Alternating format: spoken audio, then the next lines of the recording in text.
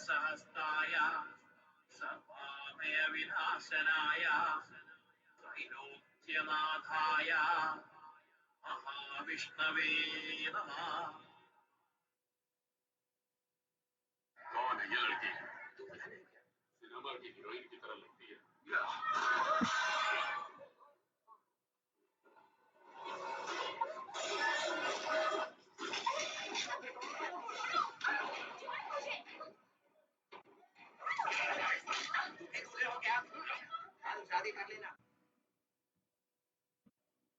सभी को मेरा नमस्कार। विश्व आयुर्वेद परिषद की ओर से आयोजित इस अनवरत व्याख्यान माला में आज 499 लेक्चर में मैं आप सभी का हार्दिक स्वागत करती हूं।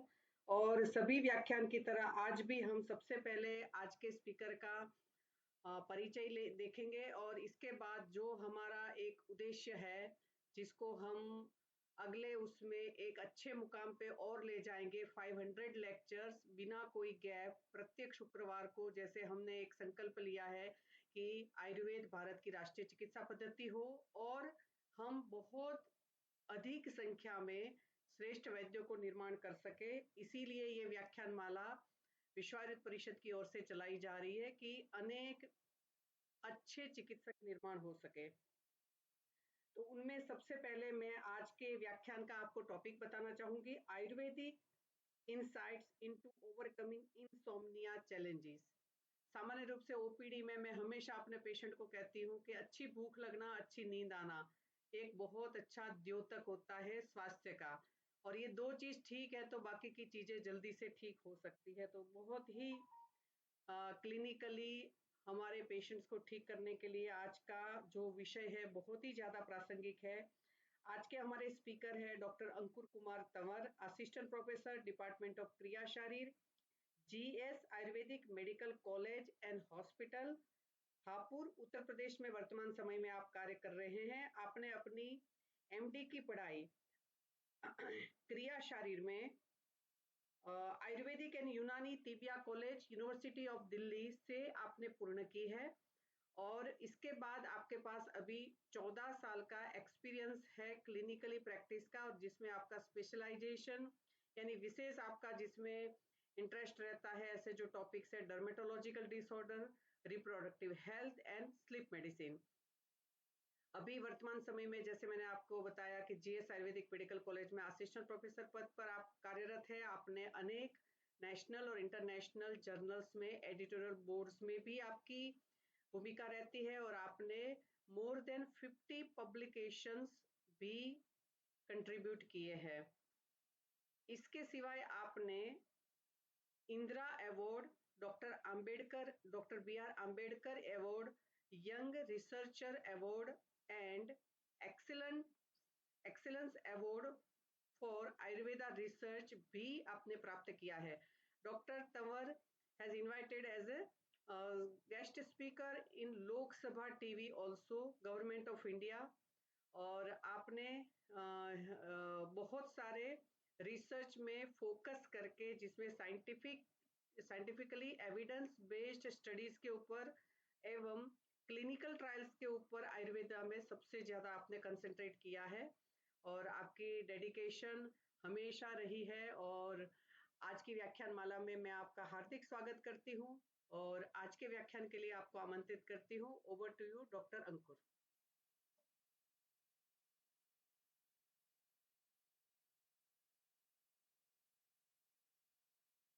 डॉक्टर साहब आपकी आवाज नहीं आ रही है। हेलो, मैं आवाज आ रही है? अब ओके। पहले तो मैं आज हेतल मैम का धन्यवाद करना चाहूँगा कि उन्होंने मेरे को इस मंच पे मौका दिया बोलने का। और स्लीप डिसऑर्डर जो आज का कंसर्निंग इशू है इंडिया जैसे कंट्री में, इसे बोलने का मौका दिया। विश्व आयुर्वेद परिषद का भी मैं धन्यवाद करना चाहूँगा कि उन्होंने इस प्लेटफॉर्म के थ्रू आयुर्वेदा के दृष्टिकोण को डॉक्टर्स के लिए निदान और चिकित्सा के अलग अलग दृष्टिकोण को प्रकाशित किया, उनको ज्ञान दिया इसके माध्यम से। तो मैं अब आज के टॉपिक की तरफ बढ़ता हूँ। आज का हमारा टॉपिक है Ayurvedic insight into the overcoming insomnia challenges. जैसा कि हम देख रहे हैं, मैम ने भी बताया कि उनकी प्रैक्टिस में भी मैम अपने हर पेशेंट को आहार और निद्रा का भूमिका बताती है हमारी हेल्थ के लिए। मगर मैंने अपनी प्रैक्टिस में देखा है, बहुत जगह देखा है कि डॉक्टर स्लीप को कंसिडर ही नहीं करते हैं, उसके बारे में पूछते ही नहीं है। इसकी वजह से ये डिसऑर्डर बहुत कॉमन हो गया और मोस्टली अनडायग्नोस हो गया, मतलब पता ही नहीं चलता पेशेंट को ये बीमारी भी है, ना डॉक्टर उसको डायग्नोस करता है, और ये कहीं ना कहीं पेशेंट की किसी भी डिसीज के साथ अटैच होता है। तो जो स्टैटिक्स है स्लीप हेल्थ के ऊपर इंडिया में, वो ये बताते हैं कि 50% of the individual suffer from the insomnia. 50% India की पॉपुलेशन कहीं ना कहीं इंसोम्निया से ग्रसित है, और इसमें भी मैक्सिमम एल्डरली पॉपुलेशन, मतलब बूढ़े लोग, फीमेल्स, और जिनको फिजिकली मेंटल हेल्थ इशू है, वो बहुत ज्यादा ग्रसित है इससे। 2010 में एक स्टडी हुई थी जो ये बताती है कि 93% of the Indians are not getting enough sleep. मतलब 93% पॉपुलेशन इंडिया की अच्छी नींद, या जितनी नींद उनको मिलनी चाहिए उतनी नहीं ले पा रही है। And 34% are at a danger of developing obstructive sleep apnea. ये एक डिसऑर्डर है स्लीप एपनिया, जो पेशेंट के लिए बहुत हानिकारक होता है। 34% पॉपुलेशन इसके प्रति भी ससेप्टिबल है। फ्लिप ग्लोबल सर्वे, स्लीप सर्वे 2021 रिवील करता है कि कोविड-19 पेंडेमिक के बाद इंडिया में स्लीप रिलेटेड चैलेंजेस बहुत ज्यादा बढ़ गए हैं। सर्वे बताते हैं कि कोविड-19 का स्लीप पैटर्न पे बहुत इम्पैक्ट आया है, और जिसकी वजह से 37% पॉपुलेशन में डिफिकल्टी इन फॉलिंग एस्लीप हुई है, 27% हार्ड टू स्टे स्लीप हुई है, 39% experience waking up during the night. मतलब ये इशू डे बाय डे बढ़ता ही जा रहा है। कोविड-19 के बाद तो बहुत ज्यादा बढ़ गया, इंडिया में ही नहीं ऑल ओवर द वर्ल्ड इसमें बहुत ज्यादा दिक्कत आनी स्टार्ट हुई है। तो स्टैटिस्टिक्स दिखा रहे हैं कि ये जो नेचर है स्लीप डिसऑर्डर का वाइड स्प्रेड है, और इसको ट्रीट करने के लिए टाइमली डायग्नोसिस, इंक्रीज अवेयरनेस करनी चाहिए और इफेक्टिव मैनेजमेंट करनी चाहिए। जैसा कि हमने बताया कि स्लीप डिसऑर्डर बढ़ता जा रहा है, और आयुर्वेदा में शुरू से ही स्लीप को एक एसेंशियल फैक्टर माना गया है, 3 स्तंभ में से एक माना गया है, आहार निद्रा और ब्रह्मचर्य। इसी तरह मॉडर्न मेडिकल साइंसेस भी स्लीप को बहुत एसेंशियल फैक्टर मानती है हमारी हेल्थ के लिए, और हर साल वर्ल्ड स्लीप डे बनाती है, और इस साल का वर्ल्ड स्लीप डे था 14 मार्च को, जिसकी थीम थी हमारी मेक स्लीप हेल्थ ए प्रायोरिटी। मतलब अपनी स्लीप हेल्थ को हमें प्रायोरिटी पे रखना चाहिए, जो हम में से कोई नहीं कर पा रहा है आज के टाइम पे। अब वाई स्लीप हेल्थ की बात ही क्यों कर रहे हैं? मॉडर्न मेडिकल साइंस भी ये मानता है कि sleep is as important as nutrition exercise. जैसे आयुर्वेद में माना गया ना, आहार निद्रा और ब्रह्मचर्य, मतलब आपकी डाइट, आपके माइंड कंट्रोल और स्लीप, ये 3 एसेंशियल फैक्टर है। वैसे ही मॉडर्न में मानता है न्यूट्रिशन एक्सरसाइज के साथ स्लीप भी एसेंशियल फैक्टर है। Sleep is essential to health and wellbeing. हमारी ओवरऑल हेल्थ के लिए और वेलबींग के लिए स्लीप एसेंशियल है। अब हम बात करते हैं आज का जो हमारा टॉपिक था इंसोम्निया के बारे में। इंसोम्निया है क्या? तो अभी हमने बताया जैसे इंसोम्निया एल्डरली पॉपुलेशन में, वुमेन्स में बहुत ज़्यादा प्रिवलेंट होता है, मगर आज के रिसेंट एरा में हमारे लाइफस्टाइल, हमारे टाइम कॉन्स्टेंट्स या फिर हमारे वर्किंग स्टाइल की वजह से ये डिसऑर्डर यंगर इंडिविजुअल में भी बहुत ज़्यादा प्रिवलेंट हो गया है, और वो मैक्सिमम केसेस में अंडर डायग्नोस होता है, मतलब डायग्नोस ही नहीं हो पाता है, क्योंकि पेशेंट इसको दिखाता नहीं है, डॉक्टर इसके बारे में पूछता नहीं है मैक्सिमम केसेस में, और इसका हमारी बॉडी पे long term and catastrophic consequence होता है। जैसे आयुर्वेद में माना गया आहार निद्रा और ब्रह्मचर्य, निद्रा एक एसेंशियल फैक्टर है, और ये नींद, ये स्लीप हमारे हर फिजियोलॉजिकल सिस्टम पे इम्पैक्ट डालती है, तो ओवरऑल हमारे हर पूरी बॉडी पे इसका इम्पैक्ट पड़ता है। तो इंसोम्निया में 2 मेन इशू होते हैं। पहला है difficulty falling sleep when going to bed, bed पे जाते ही नींद का स्टार्ट ना हो पाना, मतलब आपको स्लीप स्टार्ट करने में दिक्कत होती है। दूसरा, trouble staying sleep during the night, sleep को मेंटेन कर पाने में भी दिक्कत है, मतलब आपकी नींद स्टार्ट नहीं हो रही है, एक तो उसे हो भी रही है तो मेंटेन नहीं कर पा रहे हैं, मतलब बीच बीच में टूटती जा रही है। अगर आपके पास पेशेंट आ रहा है तो हम डायग्नोस कैसे करें इंसोम्निया? पहले जैसे हमने बताया, difficulty falling asleep, trouble staying sleep through out the night, waking up early in the morning, ये 3 सिम्टम आपको मिल रहे हैं। इसके साथ साथ पेशेंट की डे टाइम लाइफ में भी इसका इम्पैक्ट पड़ रहा है, जैसे फटीग के रूप में, डिफिकल्टी कंसंट्रेशन के रूप में, एंड मूड चेंजेस के रूप में। तो day time impairment crucial part है डायग्नोसिस का। अगर उसके साथ से 3 फैक्टर है तो आपकी इंसोम्निया के केसेस है। अब क्लासिफिकेशन कैसे करेंगे इंसोम्निया क्या है? तो इसमें 2 क्लासिफिकेशन स्पेशली होती है, chronic and short term. Chronic में है अगर पेशेंट की जो मैंने सिम्टम्स बताए थे वो हफ्ते में 3 दिन से ज्यादा है और 3 महीने से ज्यादा टाइम से ये है, तो ये क्रॉनिक इंसोम्निया है। वही ये डिसऑर्डर 3 महीने से कम है तो शॉर्ट टर्म इंसोम्निया डिसऑर्डर। अब इसकी डेमोग्राफिक्स क्या कहती है?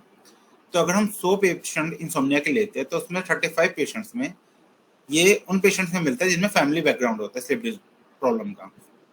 वुमेन्स में बहुत ज्यादा मिलता है ये मेल के मुकाबले। और जैसे जैसे एज बढ़ती है तो बहुत जेंडर में इसका इंसिडेंस बढ़ता है। और पेशेंट को कोई हेल्थ इशू है जैसे अर्थराइटिस या साइकोलॉजिकल डिसऑर्डर तो उसमें भी ये केसेस बढ़ सकते हैं इंसोम्निया, क्योंकि अर्थराइटिस में पेन होगा, पेशेंट की नींद हैम्पर होगी। ऐसे टाइप से बहुत सारे डिसीज में डायबिटीज भी ले सकते हैं इसमें हम। तो insomnia is frequently connected to the mental health disorder से भी कनेक्टेड रहता है। मैक्सिमम केसेस में पेशेंट में इंसोम्निया तो मेंटल हेल्थ डिसऑर्डर भी कहीं ना कहीं मिल जाता है, या मेंटल हेल्थ डिसऑर्डर है तो इंसोम्निया मिल सकता है। तो हमें ऐसे ही पेशेंट को डायग्नोस करना है। इसके कॉजेस क्या है? तो पहला कॉज है मेडिकल कॉजेस। मेडिकल कॉजेस मतलब पेशेंट को कोई मेडिकल डिसीज है, डायबिटीज है, अर्थराइटिस है, या फिर ओबेसिटी है, कोई ना कोई थायराइड है, कोई डिसऑर्डर है। फिर सोशल इशू है। सोशल इशू में आप क्या आ सकते हैं? फैमिली इशू हो सकते हैं, फैमिली में कोई ट्रबल है, आपके वर्किंग प्लेस में कोई ट्रबल है, स्ट्रेस फैक्टर है वहाँ पे, या फिर आपकी सोसाइटी में कोई प्रॉब्लम्स है जिसकी वजह से आपकी हेल्थ इशू बन रहा है, जिसकी वजह से आपकी स्लीप डिस्टर्ब हो रही है। साइकोलॉजिकल इशू में स्ट्रेस, सोरो या कोई अदर साइकोलॉजिकल डिसीज हो सकती है जो इंसोम्निया में कंट्रीब्यूट करती है। अब आयुर्वेद क्या कहता है स्लीप के बारे में? तो जैसा हमने बताया, आयुर्वेदा बोलता है निद्रा को एक त्रय उपस्तंभ, निद्रा एज ए सब पिलर ऑफ लाइफ। तो आयुर्वेदा में 3 उपस्तंभ बताए गए हैं: निद्रा, आहार, फूड, सोपन, स्लीप, ब्रह्मचर्य मतलब कंट्रोल ऑफ माइंड। अब ये तीनों सब पिलर हमारे physical strength, complexion and development of the body के लिए एसेंशियल है। और अगर ये हेल्दी वे में हम यूज करते हैं इनको तो हमारी ये तीनों चीजें हमें मिलती है। और जैसे हम एक्सेसिव करते हैं, ज्यादा नींद ले रहे हैं, कम ले रहे हैं, या हेल्दी टाइम, कोई रेगुलर टाइम नहीं है इसका, तो इसकी वजह से हमें डिसीज हो सकती है। आयुर्वेद भी ये मानता है। आयुर्वेदा में निद्रा को एक नेचुरल अर्ज माना गया। नेचुरल अर्ज मतलब हमारा एक वेग धारण, एक वेग जो नेचुरल हमें आता है। तो nidra is one among the non suppressible natural urge. ऐसा नेचुरल अर्ज जिसे हमें सप्रेस नहीं करना चाहिए। इसका मतलब ये नहीं है कि हमें जब भी नींद आ रही है सो जाए। आयुर्वेदा में निद्रा के लिए स्पेशल काल बताया गया है, रात्रि का काल। दिन में अगर सोना है तो इसके लिए भी स्पेशल ऋतु बताई गई है, किस ऋतु में दिन में सोना चाहिए, इसके बारे में हम आगे पढ़ेंगे। अगर हम निद्रा जैसे नेचुरल अर्ज को सप्रेस करते हैं, मतलब रोकने की कोशिश करते हैं, रात को नींद आ रही है, हम मोबाइल में लगे हुए हैं, अपने काम में किसी लगे हुए हैं, नींद के जो टाइम है उस अर्ज को रोक रहे हैं, तो हमें क्या क्या दिक्कतें हो सकती हैं? आयुर्वेदा में वर्ष है चरक संहिता का, ये चिड़िम्भा, अंगमर्द, तंद्राच, शिरोरोग, अक्षिगौरवम, ये सब रोग हमें हो सकते हैं। और इसको रोकने के लिए क्या उपाय है? निद्रा विधारणा तत्र सोपन संवहनानि च, मतलब हमें नींद लेनी चाहिए या फिर हल्की फुट मसाज करनी चाहिए, बॉडी मसाज करनी चाहिए। योग रत्नाकर ने निद्रा को एक नेचुरल इंस्टिंक्ट माना है। हमारी बॉडी में 4 नेचुरल इंस्टिंक्ट बताई गई है: hunger, thirst, sleep and textual activity. निद्रा भी एक नेचुरल इंस्टिंक्ट है। निद्रा is indicator of health. Acharya Kashyap ने सुखो सोपन या साउंड स्लीप को बताया one of the trait and sign of well health.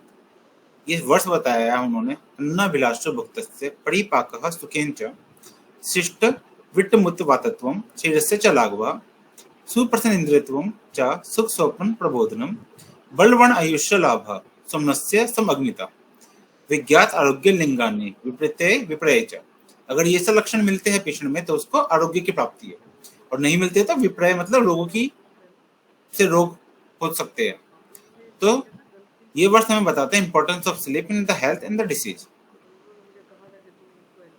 निद्रा is a reason for happiness and longevity. Happiness मतलब सुख का, और लॉन्जिविटी मतलब दीर्घायु का। तो आचार्य चरक ने बताया अनटाइमली स्लीप मतलब टाइम पे ना सोना, एक्सेसिव स्लीप बहुत ज्यादा नींद लेना, या प्रोलॉन्ग लेस स्लीप बहुत लंबे टाइम से नींद का कम आना। इनके से क्या होता है? डिप्रीवेशन ऑफ हैप्पीनेस, हमारी लाइफ से सुख चला जाता है, और लॉन्जिविटी हमारी आयु का ह्रास होता है। वहीं अगर हम स्लीप प्रॉपर्ली लेते हैं क्वालिटी और क्वांटिटी वाइज तो हमें हैप्पीनेस मिलती है, लॉन्जिविटी मिलती है। निद्रा एज ए ट्रीटमेंट फॉर कास्टरियम। अब हम पेशेंट्स में तो निद्रा के बारे में पूछते हैं, मगर हम एज ए ट्रीटमेंट भी इसको यूज कर सकते हैं। अगर पेशेंट आपके पास आ रहा है, आपकी उसका वेट नहीं बढ़ रहा है, कास्टर्डिया है, वो दुबला पतला है, तो हमें उसकी नींद भी पूछनी चाहिए, उसकी नींद को भी करेक्ट करना चाहिए, उससे सिर्फ हाइजीनिक बताना चाहिए। तो वैसे भी मॉडर्न मेडिकल साइंस भी ये मानती है कि अगर पेशेंट नींद में है, अच्छी नींद ले रहा है, तो उसके ग्रोथ हार्मोन सेक्रेट होते हैं। ग्रोथ हार्मोन हमारी बॉडी के ग्रोथ एंड डेवलपमेंट में योगदान करते हैं। So nidra is beneficial for the people having the lean weight. It enhance the kapha, और कफ क्या करता है, हमारी बॉडी मास को एनहांस करता है। So sleep is regarded as a key component of treatment plan. हम इसे ट्रीटमेंट प्लान में भी यूज कर सकते हैं। निद्रा फॉर प्रिवेंटिव अप्रोच, हमने बता दिया ट्रीटमेंट में तो निद्रा यूज होगी, प्रिवेंटिव कैसे होगी? तो आयुर्वेदा में दो चीजें बताई गई, दिवा स्वप्न और रात्रि जागरण। आयुर्वेदा में बताया गया diva swapna as a positive factor of many disease like prameha, udushtam and jwar. अगर इन रोगों से बचना है तो दिवा स्वप्न हमें नहीं करना चाहिए। और दिवा स्वप्न भी उन्होंने बताया आयुर्वेद में स्पेशल ऋतु में करना चाहिए, समर सीजन में करना चाहिए। So day time sleep and night awakening are not beneficial for health. So prevent oneself from improper sleep is good for health. तो हमें अपने आप को इम्प्रॉपर स्लीप से, डे टाइम स्लीप जब बताई गई जब भी लेनी चाहिए, एक्सेसिव स्लीप नहीं लेनी चाहिए, इनसे बचना चाहिए। अभी इफेक्ट ऑफ निद्रा हमारी बॉडी पे क्या पड़ते हैं? तो एक वर्ष है चरक में, अष्टांग संग्रह में, निद्रा आयतम सुखम दुखम पुष्टिकाश्चर्यम बलम अबलम विष्टा क्लीवता ज्ञानम अज्ञानम जीवितम नाचा। ये वर्ष बता रहा है स्लीप का हमारे हर फिजियोलॉजिकल सिस्टम पे इम्पैक्ट पड़ता है कहीं ना कहीं, जो हम आगे भी देखते हैं। तो पहला है सुख एंड दुख। सुख और दुख हम जानते हैं आत्मा के लक्षण बताए गए हैं। सुख मतलब आरोग्य, मतलब हमें बीमार नहीं है, हम हेल्दी है, और दुख मतलब व्याधि, कोई रोग हो गया है तो दुखी होता है। तो सम्यक निद्रा में क्या देती है? हैप्पीनेस देती है, चेयरफुलनेस देती है, सुख देती है। वहीं असम्यक निद्रा मतलब हम कम स्लीप ले रहे हैं, ज्यादा स्लीप ले रहे हैं, या फिर अनटाइमली स्लीप ले रहे हैं, तो हमें दुख मिलता है। सो स्लीप का हमारे इमोशनल सिस्टम पे इम्पैक्ट पड़ता है, मेंटल फैकल्टी पे इम्पैक्ट पड़ता है। इस सुख दुख का से हम इसको ले सकते हैं। पुष्टि और काशर्यम, जैसे भी हमें पहले भी बताया था, काशर्यम में हम ट्रीटमेंट प्लान में निद्रा को यूज कर सकते हैं। पुष्टि का मतलब क्या होता है? हमारी growth and development, healthy body weight. काशर्यम मतलब लीन। आचार्य सुश्रुत ने बताया कि पर्सन अगर नॉर्मल स्लीप लेता है, मॉडरेट स्लीप लेता है, तो उसकी मॉडरेट फिजिक होती है। सो स्लीप का हमारा मेटाबॉलिज्म पे, डाइजेशन पे इम्पैक्ट पड़ता है, जो कि हर सेल लेवल पे, हर टिश्यू लेवल पे, हर ऑर्गन सिस्टम लेवल पे इम्पैक्ट पड़ता है। ऑन द अपोजिट साइड अगर हम एक्सेसिव स्लीप लेते हैं तो ओवरवेट या ओबेसिटी की डिसीज हो सकती है। जैसा कि प्रमेय के 99 में बताया गया, सुख आसना, सुख स्वप्न मतलब अच्छी नींद लंबे टाइम से हम ले रहे हो, सेडेंटरी लाइफस्टाइल हम यूज कर रहे हो, तो हमें मोटापा हो सकता है। तो निद्रा को भी एक निश्चित मात्रा में, निश्चित क्वांटिटी में ही बताया गया। बल और अबल, बल और अबल क्या है? बल का मतलब यहाँ सिर्फ शारीरिक बल नहीं है, मानसिक बल भी है। और अबल का मतलब क्या है? आपकी फिजिकल एंड मेंटल दोनों स्ट्रेंथ कम हो जाना। तो निद्रा अगर पेशेंट नॉर्मल स्लीप लेता है तो उसकी बल भी उसमें अच्छा रहता है, शारीरिक और मानसिक दोनों।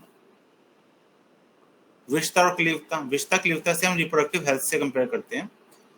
विष्टा is a healthy reproductive health and kleevata means unhealthy state of reproductive system. Acharya Sushruta ने बताया है कि normal sleep contains healthy reproductive life and capable to perform sexual activity. So sleep influence the reproductive system too. ज्ञान अज्ञान, ज्ञान means knowledge, अज्ञान means false knowledge. जब modern medical science भी मानती है जब हम अच्छी नींद लेते हैं तो हमारी मेमोरी कंसोलिडेट होती है। हमारी मेमोरी एक एसेंशियल फैक्टर है हमारी लर्निंग का। तो स्लीप प्रमोट करती है high intellectual faculty like learning, memory, special sense and the motor functions. वर्ण, अब स्किन का वर्ण पे भी क्या इम्पैक्ट पड़ता है? आप देखो अगर हम अच्छी नींद नहीं ले रहे हैं, बहुत टाइम से हम नींद कमा रही है, तो हमारा चेहरा भी डल सा हो जाता है, हमारी स्किन का कॉम्प्लेक्शन कम हो जाता है। तो निद्रा कहीं ना कहीं हमारे स्किन कॉम्प्लेक्शन पे इम्पैक्ट डालती है। तो sleep influence the skin physiology too. जीवितम और जीवितम, sleep is the restorative and rejuvenating function, sustain the life. जैसे हमने भी पढ़ा कि स्लीप हमारे हर फिजियोलॉजिकल सिस्टम पे इम्पैक्ट डालती है, तो हमारी लाइफ को सस्टेन करने का काम भी स्लीप करती है। और आचार्य सुश्रुत ने बोला है कि person having the moderate and normal sleep live 100 years. So sleep play an important part in the maintenance of life.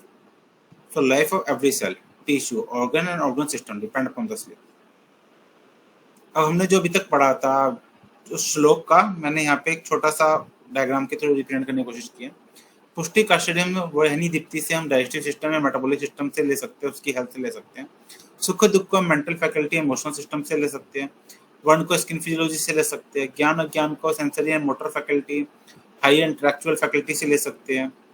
विष्ठा क्लीवता को रिप्रोडक्टिव सिस्टम से ले सकते हैं, बल से हम इम्यून सिस्टम, मस्कुलर सिस्टम की स्ट्रेंथ, कार्डियोवास्कुलर सिस्टम की स्ट्रेंथ और रेस्पिरेटरी सिस्टम की स्ट्रेंथ से ले सकते हैं। और ये सही सब अगर सम्यक रूप में हो, हेल्दी रूप में हो तो हमें जीवन मिलता है, और ये ना हो तो अजीवितम जो वर्ष है। और एक और वर्ष है यहाँ पे धातु साम्यता शब्द है। धातु साम्यता मतलब होम्योस्टैसिस, तो स्लीप हमारी बॉडी के होम्योस्टैसिस को मेंटेन करती है कहीं ना कहीं। Next and time and duration of sleep. आचार्यों ने बताया कि night is the best time to sleep, और अगर पर्सन रात को जाग रहा है, जितने घंटे वो रात को जाग रहा है उसका हाफ टाइम से दिन में सोना चाहिए खाने से पहले। ये हमारे शास्त्रों में स्पेशली बताया गया। अगर हम इसको भी फॉलो कर ले तो हम बहुत सारी बीमारियों से बच सकते हैं, मगर ये भी हम फॉलो नहीं कर पाते, ना ही पेशेंट्स को पता होता है, ना ही हम बताते हैं। तो हमें ये सब भी बहुत देखना चाहिए, क्योंकि आज के टाइम में एज ए डॉक्टर्स हमारा लाइफस्टाइल बहुत हैम्पर्ड है। हमारा वर्किंग शेड्यूल, नाइट शिफ्ट लगती है, डे शिफ्ट लगती है, बहुत चीज़ों का इम्पैक्ट पड़ता है हमारी बॉडी पे। तो इससे हम इन चीज़ों से दूर हो सकते हैं।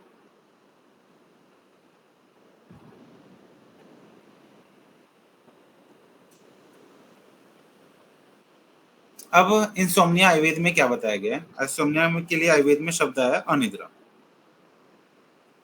और इसके लिए एक वर्स आया है जो यहाँ लिखा हुआ है। उस वर्ष की लास्ट की कुछ लाइनें मैं यहाँ बताना चाहूंगा। कार्य कालो विकारश्च प्रकृति वायुरेव। कार्य मतलब कार्यमिति कार्यो आसक्ति न निद्रा आती। कार्य मतलब हम अगर कार्य में इतना आसक्त हो जाए कि हम नींद लेना ही भूल जाए तो अनिद्रा की बीमारी हो सकती है। जैसे हमारा शिफ्ट वर्क होता है, ये भी आयुर्वेद में बहुत पहले से उल्लेख है। काल का मतलब यहाँ पे हमारी वृद्धावस्था से बदला गया। जैसे जैसे एज बढ़ती है, हमने बताया था ना भी, इंसोम्निया की प्रिवलेंस बढ़ती है, तो आयुर्वेद ने बहुत पहले से बताया गया। विकारश्च मतलब कोई व्याधि हो, शूलादि में पेन हो रहा हो तो भी हमें निद्रा हो सकती है। और प्रकृति, वात प्रकृति के पुरुषों में निद्रा होने की चांसेस और प्रकृति के मुकाबले ज्यादा होती है। इन सबके साथ साथ असुखशय्या, एक्सेसिव व्यायाम, उपवास, धूम, चिंता, भय, क्रोध या एक्सेसिव एक्सपल्शन ऑफ दोषा तो परिक्रम, ये सब भी पॉजिटिव फैक्टर अनिद्रा के लिए। अब आयुर्वेद में इसकी ट्रीटमेंट क्या बताएगी? पहले निदान परिवर्जन, जिन कारणों से नींद गई है उसको ठीक करा जाए। तो अगर आप शिफ्ट वर्क कर रहे हैं, आपकी नींद अच्छी नहीं है, तो उसको करेक्ट करने की कोशिश करें। जैसे हमने बताया कि अगर रात को आप जाग रहे हैं तो उसका आधा टाइम दिन में सोए, उससे भी बहुत इम्पैक्ट पड़ता है।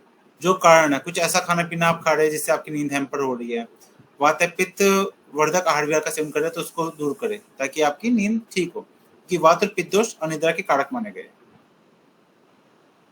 कुछ हर्ब्स बताई गई आयुर्वेदा में इंसोम्निया के लिए, जैसे अश्वगंधा हो गया, ब्राह्मी हो गया, ज्योतिषमती हो गया, तगर हो गया, तुलसी हो गया, सर्पगंधे, जटामासी, इन सबको हम यूज कर सकते हैं पेशेंट की कंडीशंस के हिसाब से।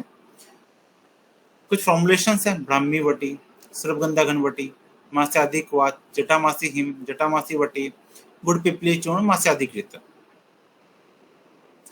कुछ पंचकर्मा प्रोसीजर जो हम यूज कर सकते हैं इंसोम्निया के केसेस में या स्लीप डिसऑर्डर्स में। शिरोधारा बहुत अच्छा इंपैक्ट डालती है, स्ट्रेस हार्मोन को कम करती है, हमारी मेलाटोनिन की सेक्रेशन को स्टार्ट करती है। शिरोमर्दन, नस्या, अनुतेल नस्या जैसे हम कर सकते हैं, अभ्यंग, शिरोलेपा, कर्णपूर्ण, शिरोपिचु, शिरोवस्ती, इन सबकी हम यूज कर सकते हैं स्लीपनेस में। सत्वाज्य चिकित्सा, सत्व मतलब मन, मन की चिकित्सा मतलब हमने बताया था ना कि स्लीप में कहीं ना कहीं साइकोलॉजिकल फैक्टर भी कंट्रीब्यूट करते हैं, तो हमें साइकोलॉजिकल फैक्टर को हटाने के लिए सत्वाज्य चिकित्सा का प्रयोग करना चाहिए। अब आयुर्वेद में कुछ स्लीप हाइजीन के लिए भी बताया गया है। और स्लीप हाइजीन जैसे आचार्य चरक ने बताया कि application of oil on the head, सोने से पहले सर पे तेल की मसाज करें, इससे अच्छी नींद आती है। सोने से पहले नहाए, इससे अच्छी नींद आ सकती है। पादाभ्यंग करें। बफेलो मिल्क, भैंस का दूध बहुत अच्छा स्लीप इंड्यूसर बताया गया है। कंफर्टेबल एंड सॉफ्ट बेड, सुख शैया, ऐसी म्यूजिक के साउंड को सुनो जिससे आपको प्लेजर मिलता है। ऐसे सेंट या परफ्यूम यूज करने से आपको प्लेजर मिलता है, उनको यूज करना। कर्ड वाटर से फुट मसाज करना, सोने से पहले दूध का सेवन करना, मधुर और स्निग्ध आहार द्रव्यों का सेवन करना, मांस का सेवन करना, हनी का सेवन करना, द्राक्षा, शुगर कैन प्रोडक्ट को यूज करना रात में। घी को दूध के साथ उबाल के, जीवने द्रव्यों के साथ दूध के साथ उबाल के यूज करना। और सूथिंग लेप का या ऑयल का हेड, आई या फेस पे लगाना। इन सबसे आपकी नींद कहीं ना कहीं इंप्रूव हो सकती है। अगर पेशेंट आपके पास आ रहा है स्लीप डिसऑर्डर्स है तो उसको स्लीप हाइजीन के प्रोसेस आप बता सकते हैं। बफेलो मिल्क का यूज कर सकते हैं, आजकल भैंस का दूध बड़ी आराम से मिल जाता है मार्केट में, उसका यूज के लिए बता सकते हैं आप। पैरों में मसाज के लिए बोल सकते हैं, सिर पे तेल की मसाज के लिए बोल सकते हैं। ये नॉर्मल प्रोसीजर्स तो घर पे किए जा सकते हैं और पेशेंट को इनसे कहीं ना कहीं इम्पैक्ट पड़ता है। अब कुछ लेटेस्ट रिसर्च है स्लीप के ऊपर आयुर्वेदा में, जिसके बारे में हम यहाँ बात करेंगे। तो पहले रिसर्च है effect of Withania somnifera on stress and the stress related neuropsychiatric disorder, anxiety, depression and insomnia. इस स्टडी में अश्वगंधा का एंटी स्ट्रेस एक्टिविटी बताई गई है, एंजियोलाइटिक एक्टिविटी बताई गई है, एंटी डिप्रेशन एक्टिविटी बताई गई है एंड साथ के साथ स्लीप प्रमोटिंग एक्टिविटी भी बताई गई है। मतलब अश्वगंधा स्लीप को प्रमोट करता है।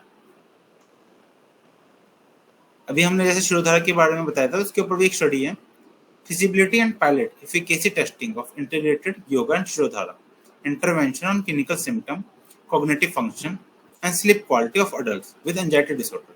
इस स्टडी में देखा गया कि शिरोधारा को जो हमने योगा थेरेपी के साथ ऐड किया तो इससे पेशेंट की एग्जीक्यूटिव मेमोरी इंप्रूव हुई, स्लीप क्वालिटी इंप्रूव हुई। Effect of Mansyadi kwath in primary insomnia, a randomised control trial. ये सब पब्लिश पेपर है स्लीप के ऊपर, आपको पबमेड या किसी भी सर्च इंजन पर आराम से मिल जाएगा, जिसमें देखा गया इस स्टडी में मास्यादिक्वाथ और तगरादिक्वाथ का कंपैरिजन किया गया और देखा गया कि दोनों ने बहुत अच्छा इंप्रूवमेंट दिया क्लिनिकल असेसमेंट ऑफ इंसोम्निया में, एंजाइटी, डिप्रेशन एंड स्ट्रेस में। Efficacy of Bihannasya and Ashwagandha root powder in primary insomnia in elderly males, a randomized open label clinical trial। इस स्टडी में 30 दिन की थेरेपी दी गई, कंबाइंड थेरेपी, और देखा गया कि जब हमने भिन्नस्य और अश्वगंधा को एक साथ दिया तो पेशेंट की प्राइमरी इंसोम्निया में बहुत अच्छा इंपैक्ट आया in compare to Ashwagandha root powder alone. Ashwagandha को अकेले यूज करा और भिन्नस्य अश्वगंधा को कॉम्बिनेशन में यूज किया, तो जो कॉम्बिनेशन था उसने बेटर इंपैक्ट दिखाया insomnia. Integrative management of insomnia during cancer chemotherapy, case report. ये केस रिपोर्ट है, कैंसर कीमोथेरेपी में भी कहीं ना कहीं एसोसिएटेड सिम्टम में इंसोम्निया मिल जाता है, साइड इफेक्ट के रूप में पेशेंट में इंसोम्निया मिल जाता है। तो यहाँ पे इस स्टडी में जो ऑथर्स थे उन्होंने वातपित्त द्रव्य और इंद्र प्रसादन ड्रग्स दी पेशेंट में और देखा गया कि उसकी स्लीप में बहुत अच्छी इंप्रूव हुई और स्लीप की क्वालिटी इंप्रूव हुई पेशेंट की। Effect of Ayurvedic oil dripping treatment with sesame oil versus with warm water on sleep, a randomized single blinded crossover pilot study। यहाँ पे देखा गया सीसम ऑयल शिरोधारा ने इम्प्रूव किया स्लीप क्वालिटी को और quality of life in a person with sleep disorders. A comparative clinical study of effect of तगर in jatamasi in the management of insomnia, अनिद्रा। इसमें देखा गया बोथ ग्रुप ने बहुत अच्छा इम्पैक्ट दिखाया, मगर तगर का ग्रुप बेटर था in comparison to Jatamansi group. Influence of yoga and Ayurveda on self-rated sleep in geriatric population। इसमें देखा गया कि योगा प्रैक्टिस ने स्लीप की क्वालिटी को, स्लीप के डिफरेंट एस्पेक्ट को इम्प्रूव किया पेशेंट्स में, जेरियाट्रिक पॉपुलेशन में, बुजुर्गों में specially. Efficacy and safety of ashwagandha root extract in insomnia and anxiety, a double-blind, randomized, placebo-controlled study। इस स्टडी में देखा गया कि अश्वगंधा रूट एक्सट्रैक्ट एक नेचुरल कंपाउंड है, स्लीप इंड्यूसिंग पोटेंशियल है उसकी और इम्प्रूव करता है स्लीप क्वालिटी को, स्लीप ऑनसेट लेटेंसी को in a dose of 300 microgram. Efficacy and tolerability of ashwagandha root extract in elderly for improvement of generalized well-being and sleep, a prospective randomized double-blind placebo-controlled study। इस study में भी देखा गया अश्वगंधा का root जो extract है वो एफिशिएंट है improving the quality of life, sleep quality and mental alertness as self assessed by elderly participant. अब हमने इन सबसे देखा कि अश्वगंधा कहीं ना कहीं स्लीप इंड्यूसिंग प्रॉपर्टीज है उसमें और पेशेंट में अश्वगंधा को यूज कर सकते हैं। एंटी स्ट्रेस एक्टिविटी भी है, तो हमें कोई ऐसा पेशेंट मिला इसमें साइकोलॉजिकल कोजिस है और कंट्रीब्यूट कर रहा है साइकोलॉजिकल कोजिस इंसोम्निया में, तो उसमें अश्वगंधा को हम यूज कर सकते हैं, वो रसायन भी है। Efficacy of मास्यादी घन कैप्सूल इन इंसोम्निया डिसऑर्डर, ए रैंडमाइज्ड कंट्रोल ट्रायल। यहाँ पे देखा गया कि मास्यादी घन कैप्सूल बेटर थी तगर चूर्ण के मुकाबले इंसोम्निया डिसऑर्डर में और दोनों ने एंजियोलाइटिक और एंटी डिप्रेसेंट इफेक्ट है। मास्यादी घन कैप्सूल के इंग्रेडिएंट क्या थे? जटामासी, अश्वगंधा, पार्सिकेवानी। Ayurveda therapy for insomnia case series.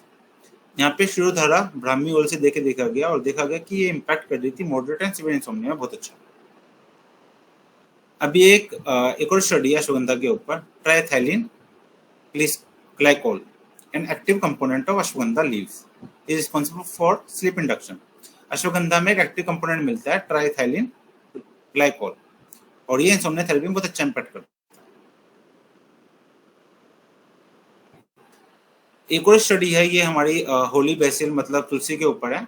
Randomised double blinded placebo control trial investigating the effect of ocimum tenuiflorum extract on stress mood and sleep in adult experiencing stress. तो यहाँ पे देखा गया कि 8 वीक तक हमने तुलसी का एक्सट्रैक्ट दिया और सब्जेक्टिव और ऑब्जेक्टिव पैरामीटर ऑफ स्ट्रेस के इम्प्रूव हुए, रिड्यूस हुए और subjective measures of sleep quality में बहुत अच्छा इम्पैक्ट आया।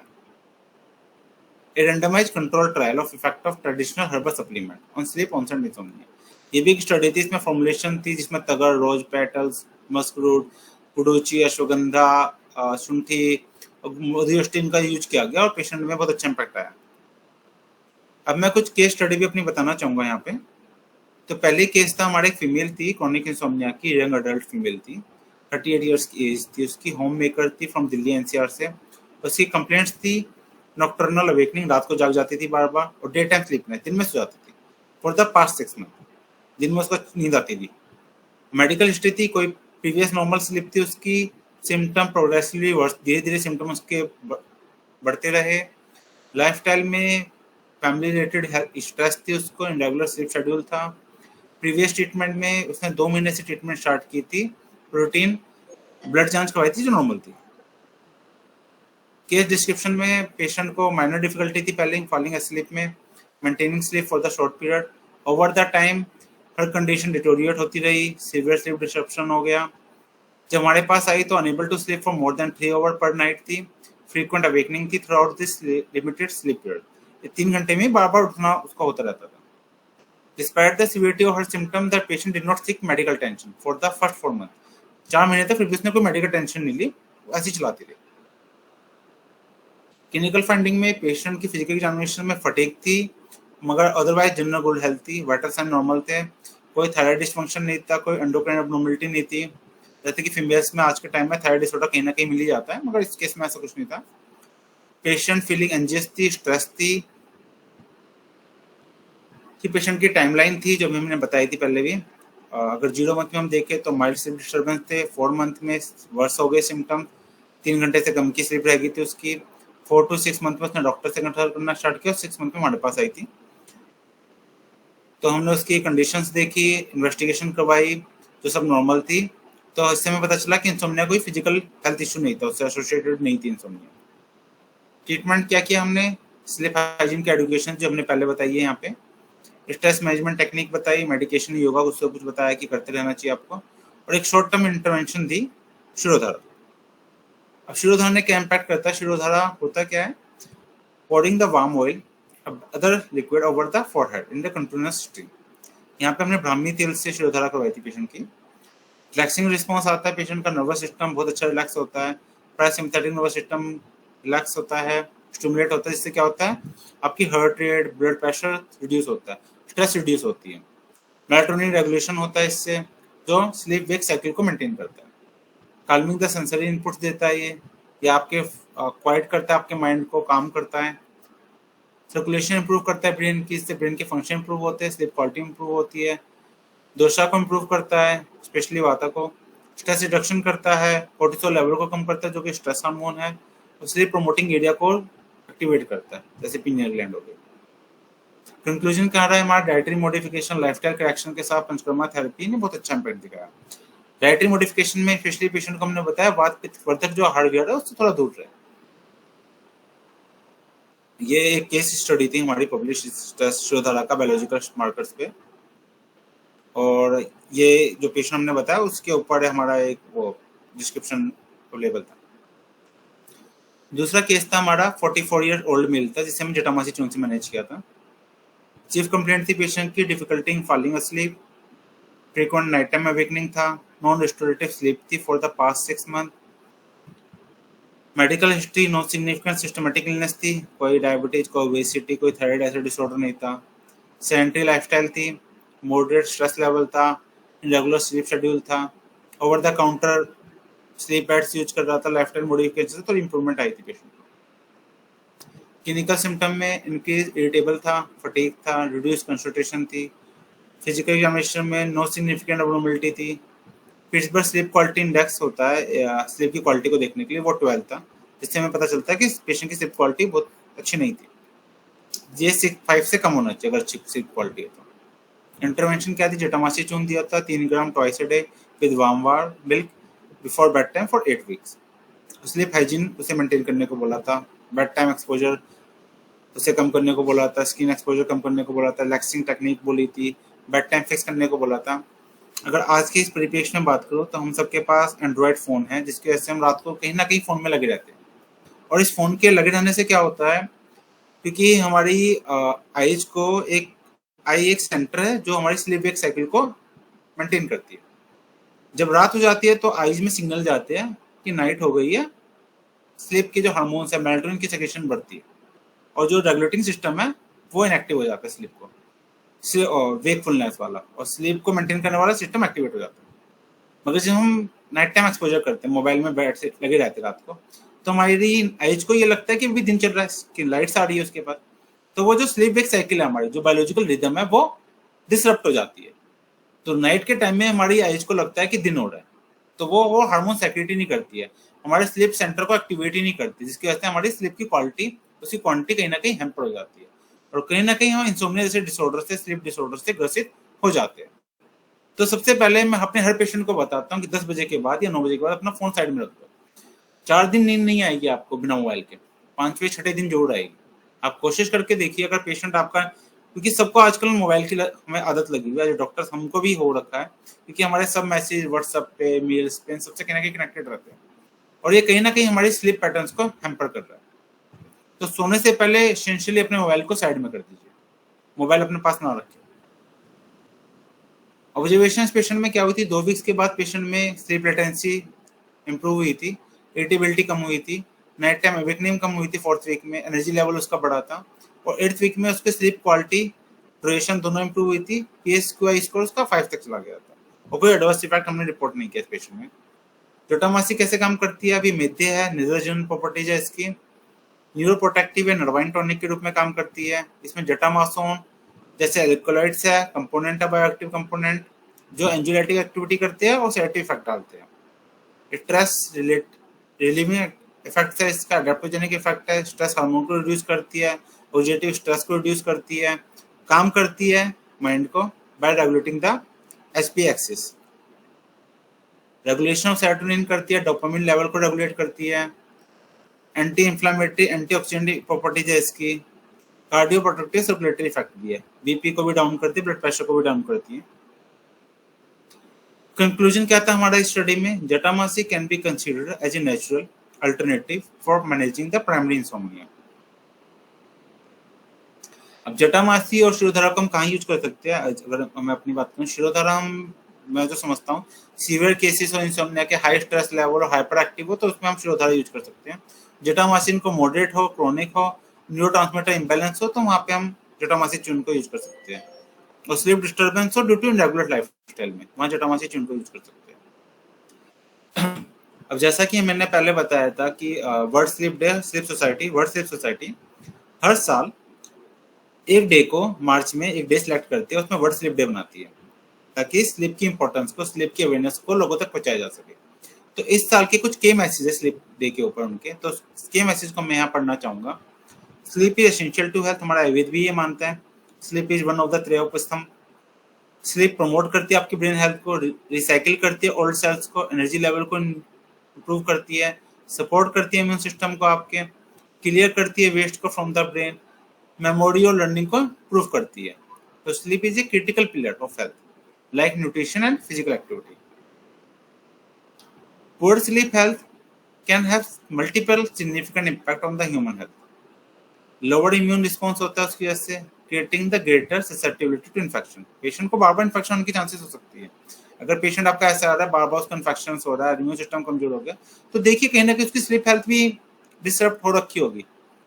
Cognitive impairment हो सकता है, dementia जो prevalent हो जाता है अगर sleep आपकी अच्छी नहीं है तो, रिस्क ऑफ सीजर्स हो सकते हैं, इनकी रिस्क ऑफ स्ट्रोक हो सकता है आपको, इंप्रूव जजमेंट हो सकती है, कॉग्निटिव इंपेयरमेंट हो सकता है अगर आपकी स्लीप अच्छी नहीं है तो, लिंक टू ओबेसिटी, डायबिटीज। हम जानते हैं इंडिया को डायबिटीज का कैपिटल कहा जाता है, और डायबिटीज के होने में कहीं ना कहीं स्लीप भी कंट्रीब्यूट करती है। तो अगर आपकी नींद अच्छी नहीं है तो आपको डायबिटीज होने की चांसेस भी हो जाता है, कोरोनरी आर्टरी डिसीज होने की बहुत ज्यादा चांसेस है, कार्डियोवास्कुलर मोर्टेलिटी होने की चांसेस ज्यादा है, ओबेसिटी होने की चांसेस ज्यादा है। दूसरा की मैसेज है स्लीप का, sleep health is multi dimensional. Healthy sleep का मतलब ये नहीं है आपको 8 घंटे की नींद दे रहे हो तो हेल्दी स्लीप है, वो 8 घंटे की नींद आपकी क्वालिटी वाइज भी अच्छी है या नहीं है।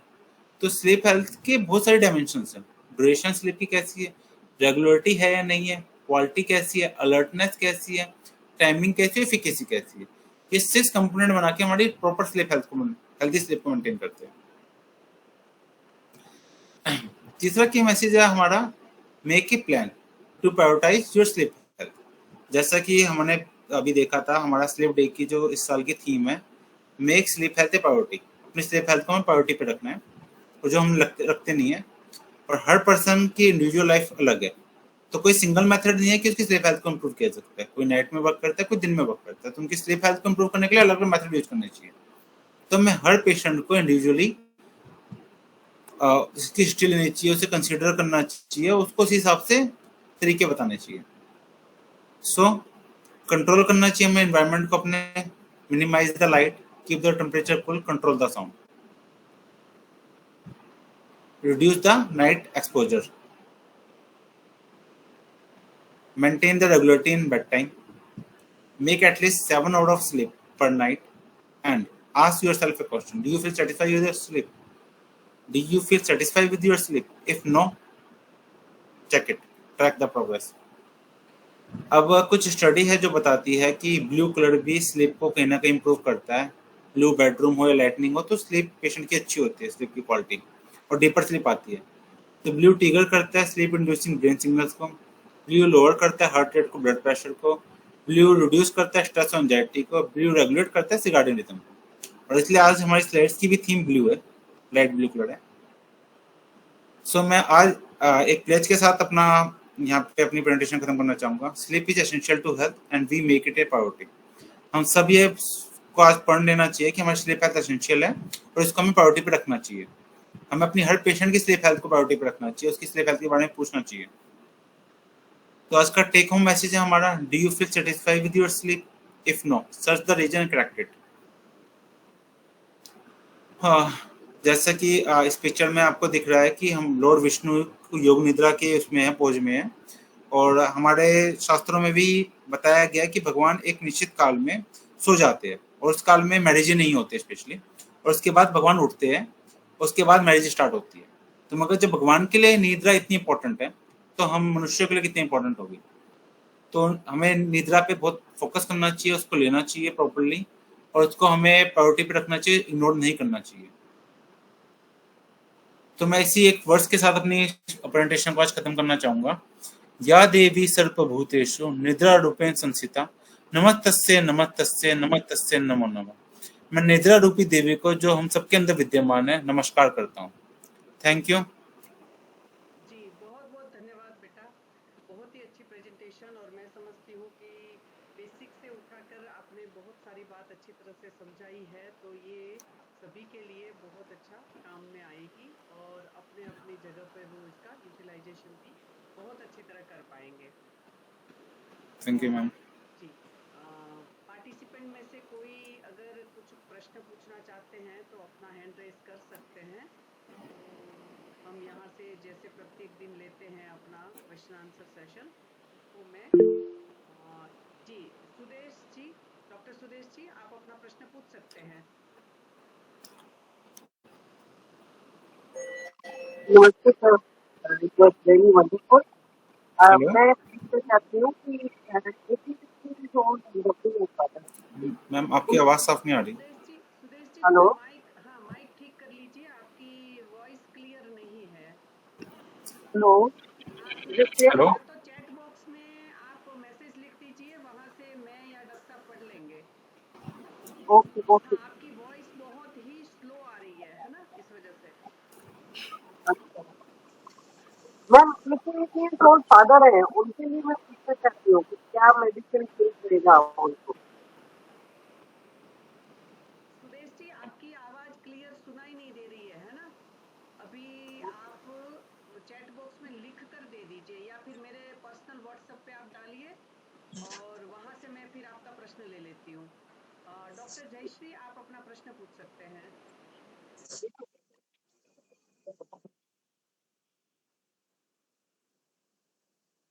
Hello doctor Jayashree.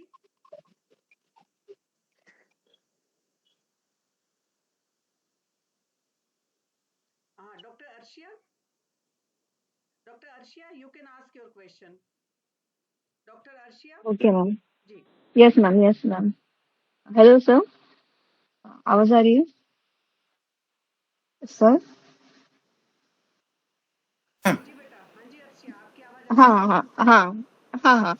सर मुझे ये पूछना था कि शिरोधारा, मतलब मेरे 3-4 क्वेश्चन है। फर्स्ट ये है कि शिरोधारा मैक्सिमम कितने डेज कंटिन्यूअस कर सकते हैं?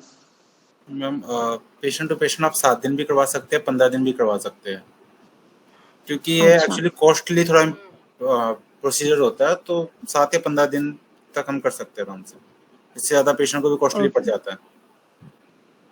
Okay sir. और सर शिरोधारा और नस से साथ में कर सकते हैं? कर सकते हैं मैम, कोई दिक्कत नहीं है। अच्छा। जैसे हमने अभी एक स्टडी बताई थी, भीड़ नस्य और अश्वगंधा रूट पाउडर का कॉम्बिनेशन था, तो उसका बेटर इम्पैक्ट आया। हाँ हाँ। तो आप ऐसा भी करके देख अच्छा सकते हैं, कोई नस्या, अनुतेल नस्या और शिरोधारा का क्या इम्पैक्ट आ रहा है साथ में। ओके। और सर इसके साथ मतलब अगर कर्णपूरण और शिरोधारा नस से, ये भी तीनों साथ में कर सकते हैं क्या? कर सकते हैं मैम, मगर वही पेशेंट को कितना कॉस्ट इफेक्टिव पड़े मैम, ये भी थोड़ा ध्यान रखना पड़ेगा, हाँ। Okay okay. क्योंकि आप आ, जितने प्रोसीजर करेंगे कॉस्ट बढ़ता रहेगा। जी जी। और सर आपने वो जो जटामांसी चूर्ण दिया था पेशेंट को, हम्म, 2 बार दिया था, बीडी लिखा हुआ था हाँ, उसमें। दो तो टाइम नाइट में दिया तो था। बेड टाइम दिया था, और डे में हाँ, कौन से टाइम पे दिया था? दिन में मॉर्निंग में दिया था उसे ना। मॉर्निंग में आफ्टर ब्रेकफास्ट, हाँ, आफ्टर ब्रेकफास्ट। After lunch? हाँ, आफ्टर ओके ब्रेकफास्ट। ओके। और सर वो आपके इसमें एक पीपीटी में लिखा हुआ था कि बिफोर बेड टाइम शहद लेना चाहिए, हाँ, मधु। हाँ जी, हाँ जी। हाँ, तो मधु तो मतलब हम वो छेदन वेदन काम करता है, कफ का शमन करता है, हम जनरली उसको इसके लिए यूज करते हैं। और निद्रा के लिए तो हमको कफ बढ़ाना होता है, तो वो कैसे कार्य करेगा? मैम शहद को सिर्फ कफ का उसके लिए नहीं बताया गया, कफ को शायद करता है, त्रिदोष सामक भी बताया गया है कहीं ना कहीं। ओके त्रिदोष ओके, सामक इस इफेक्ट तरीके से वैसे भी बनता है। करता है। हाँ जी। और ओके मधुर का मधु तो होता ही है, और मधुर चीजें वात को शमन करते हैं, वात और पित्त दोनों का शमन करते हैं, और वात और पित्त ओके दोनों दोष आपके अनिद्रा के कारक होते हैं। ओके। और सर जटामांसी को फांड के रूप में दे सकते हैं, या हमेशा मतलब चूर्ण के रूप में मिल्क के साथ आपने जैसे दिया था वैसे देना चाहिए, या फांड भी दे सकते हैं? चूर्ण के रूप में भी दे सकते हैं, जैसे मैंने भी स्लाइड में बताया, जटामासी हिम भी लोग देते हैं, ऐसा भी दे सकते हो आप, हाँ हाँ। कोई ओके। दिक्कत नहीं। जटामासी की टैबलेट भी आती है आज के टाइम में, आप वो भी यूज कर सकते हो। हाँ। और सर वो आपके इसमें एक था स्टडी में, एक जटामांसी और तगर, तो ये दोनों को साथ में देना चाहिए, या फिर मतलब एट अ टाइम एक ही दे सकते हैं? मैम वो स्टडी नेट पे अवेलेबल थी, मैंने बस कंपैरिजन किया था कि एक स्टडी हुई थी तगड़ और जटामासी के ऊपर, तो देखा गया था तगड़ ने ज्यादा इम्पैक्ट दिखाया जटामासी के मुकाबले। तो आप अलग अलग दे सकते हो, ऐसा कुछ नहीं है। और आपको लगता है कि पेशेंट को ज्यादा सिवियरिटी है, तो फिर आप दोनों कॉम्बिनेशन यूज कर सकते हो। अच्छा। ये तगर आपकी का अपनी भी युक्ति के प्रमाण ऊपर है। डोज उतना ही?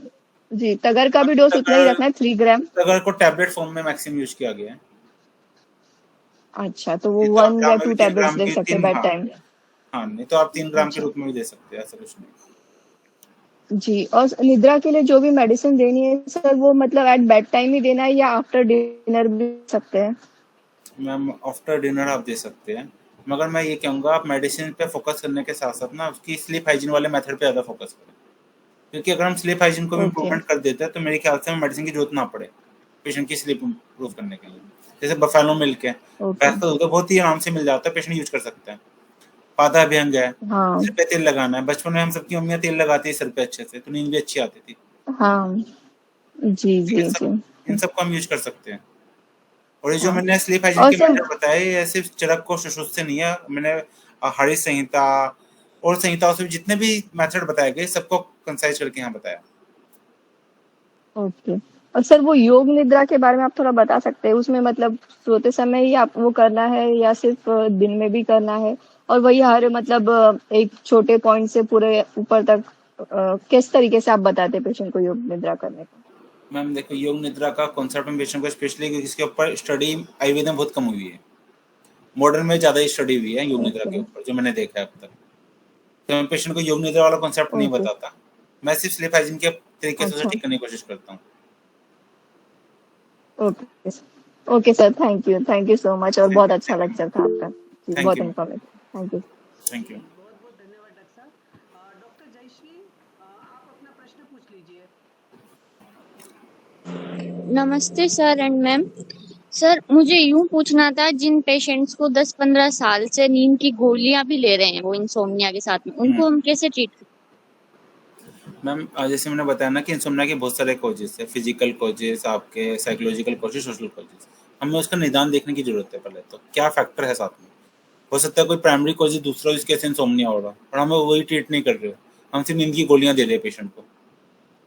तो आप उस पर फोकस करेंगे तो शायद जल्दी पेशेंट को ठीक कर पाए, क्योंकि इंसोम्निया सिर्फ एक डिसऑर्डर के रूप में हमेशा नहीं मिलता, कहीं ना कहीं दूसरे डिसऑर्डर साथ में एसोसिएटेड होते हैं। तो आप उस पर ज्यादा फोकस करें। हेलो। ओके सर, ठीक है। जी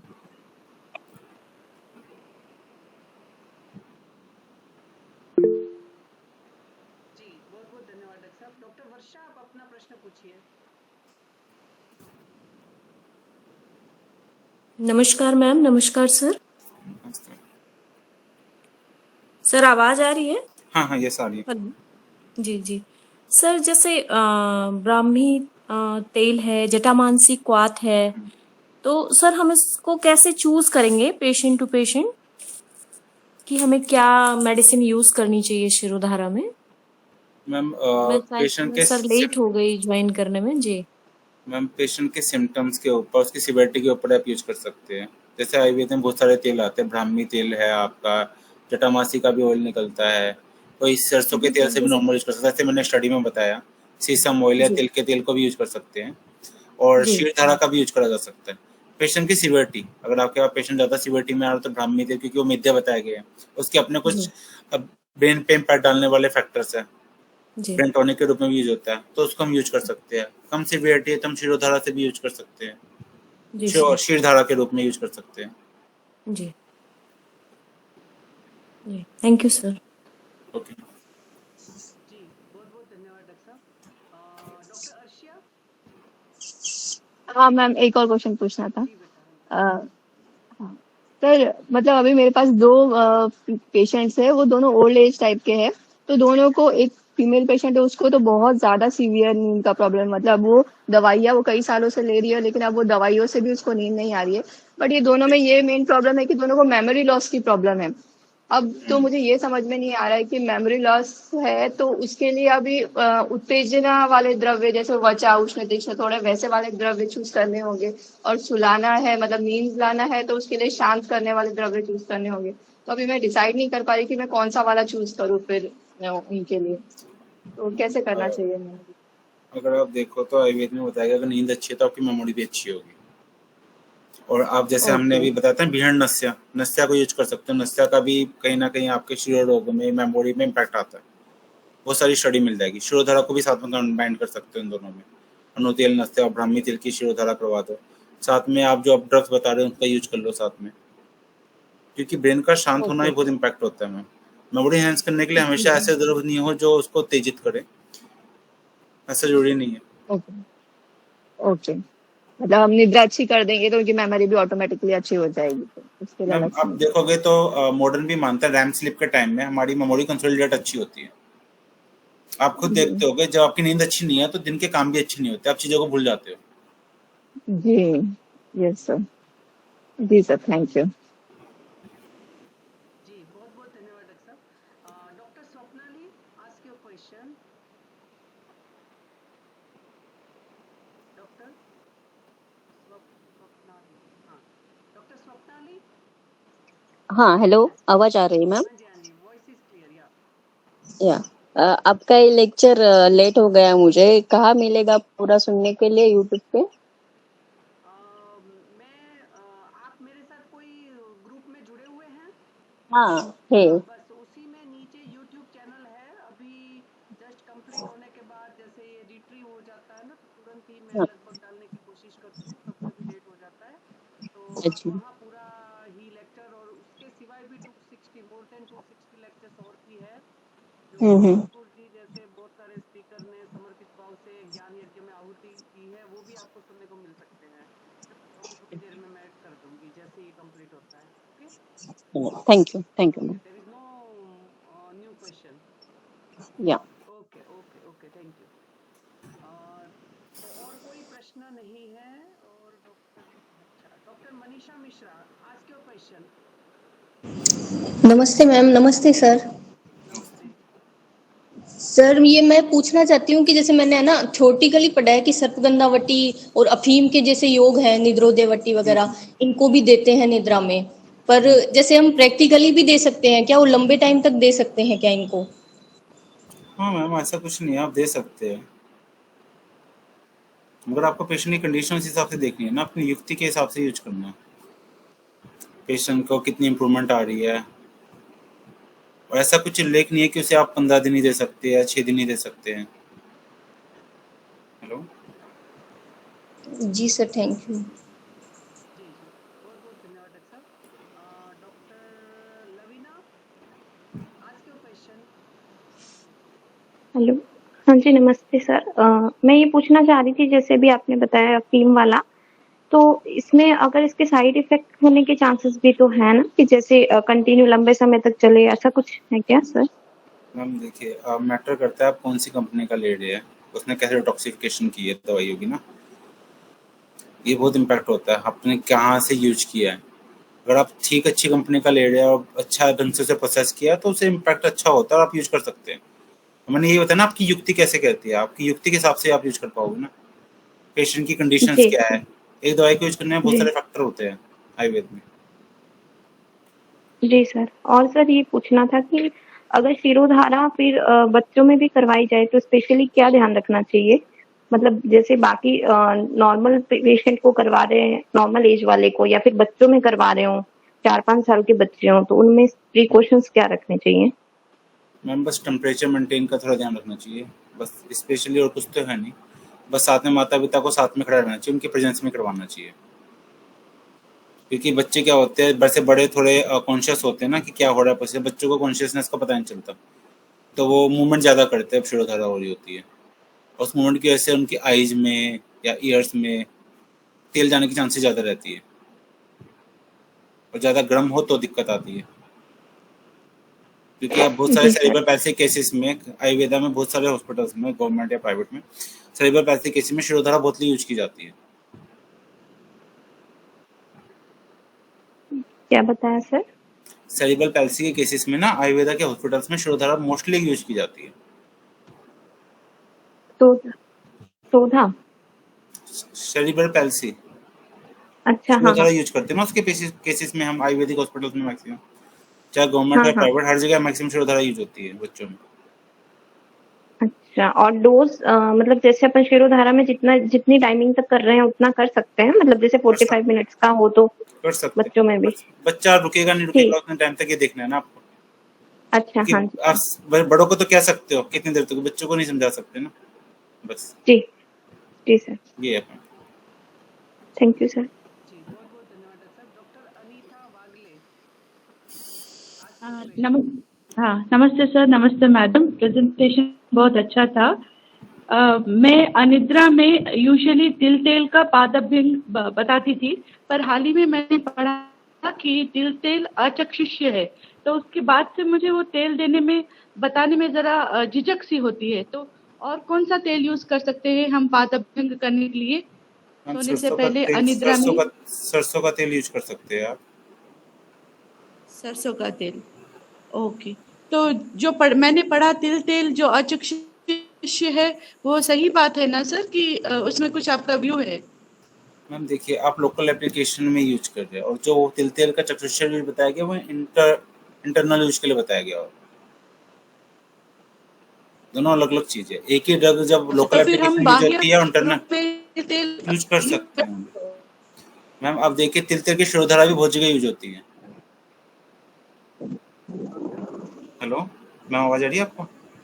अच्छा, हाँ जी डॉक्टर साहब, आ रही है। हाँ, आ रही है सर, आ रही है सर। तिल तेल की शिरोधारा बहुत जगह यूज होती है, और ऐसे चक्षुष्य उसको लेके चले गए तो कहीं यूज नहीं होगी तिल तेल की शिरोधारा। तो यहाँ तो आप पादाभ्यंग कर रहे हो तो शिरोधारा ही कर रहे हैं।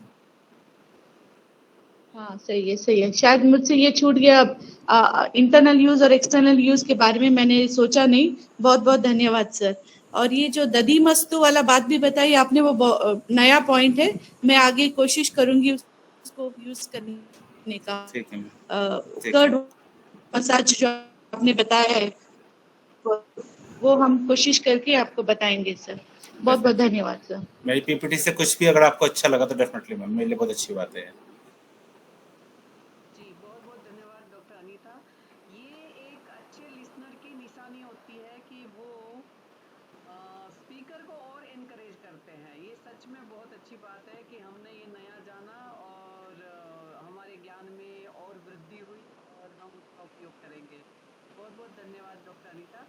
Doctor Rajneesh ji, ask your question.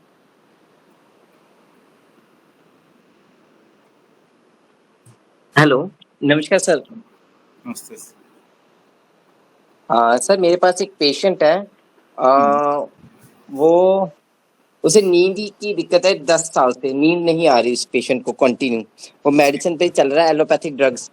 और उसकी जो हेतु वगैरह लिए थे मैंने, जो इसकी हिस्ट्री थी उसमें ये था कि 10 साल पहले उसके पेरेंट्स की, मदर और फादर की डेथ हो गई थी। फर्स्ट ऑफ ऑल माताजी की डेथ हुई तो वो शॉक में चला गया था पेशेंट। तो उसके बाद 3 मंथ के बाद उसके फादर की भी होगी। अभी घर पर वो मियाँ बीबी दोनों ही है और एक उनका बच्चा है। और तब से उसको दिक्कत है कि उसको सदमा ही लग गया, ऐसा ही कुछ भी, कि मेरे सडनली पेरेंट्स चले गए। तो उसके कारण यही उसकी हिस्ट्री चली और उसके कारण उसको एलोपैथिक मेडिसिन लेते 10 ईयर हो गए। जो भी ले रहे भाई, आयुर्वेदा में उसे क्या विचार करें ऐसे? सर आपने शिरोधारा उसको प्रिस्क्राइब करके देखिए, क्योंकि सिवियर इंसोम्निया के पेशेंट में शिरोधारा बहुत अच्छा इम्पैक्ट डालती है। और साथ साथ जैसे हमने बताया था अश्वगंधा का बहुत अच्छा इम्पैक्ट आता है। अश्वगंधा की कोई भी पेशेंट देख के देखिए साथ में, क्योंकि स्ट्रेस को भी कम करती है, स्लीप इंड्यूसिंग इफेक्ट भी है उसका, एंजाइटी को भी कम करती है। तो कहीं ना कहीं वो कंट्रीब्यूट करेगी पेशेंट की इन चीजों में। ओके, जैसे अभी ने शिरोधारा बताया ना, तो वैसे पंचकर्मा में हम वस्तीकर्म पे भी उसे ले जा सकते हैं। तो वात की शौक से भी वात की व्याधियां कर सकते हैं, मना नहीं कर रहा। ओके, क्योंकि वस्ती को वात बताया गया है और इंसोम्निया वातज नामतम विकारों में आती है। ओके, तो आप यूज कर सकते हैं, मगर अपनी युक्ति के हिसाब से, पेशेंट की कंडीशंस के हिसाब से। पर सडनली वस्ती और शिरोधारा सेम टाइम कर सकते हैं? कुछ समय सुबह एक थेरेपी 1 डे ही करेंगे, जैसे आज शिरोधारा कर ली तो कल वस्ती का प्लान कर सकते हैं ऐसे? आप ऐसा नहीं है, कुछ टाइम शिरोधारा करवा के उसके बाद उसका वस्ती प्लान कर सकते हैं। ओके सर, प्रॉपर, क्योंकि वस्ती से पहले संवेदन तो करवाओगे ना। हाँ यस सर, वो तो कंटिन्यू से बता रखा है मैंने। यस, हाँ जी sir, thank you sir, thank you sir. Okay.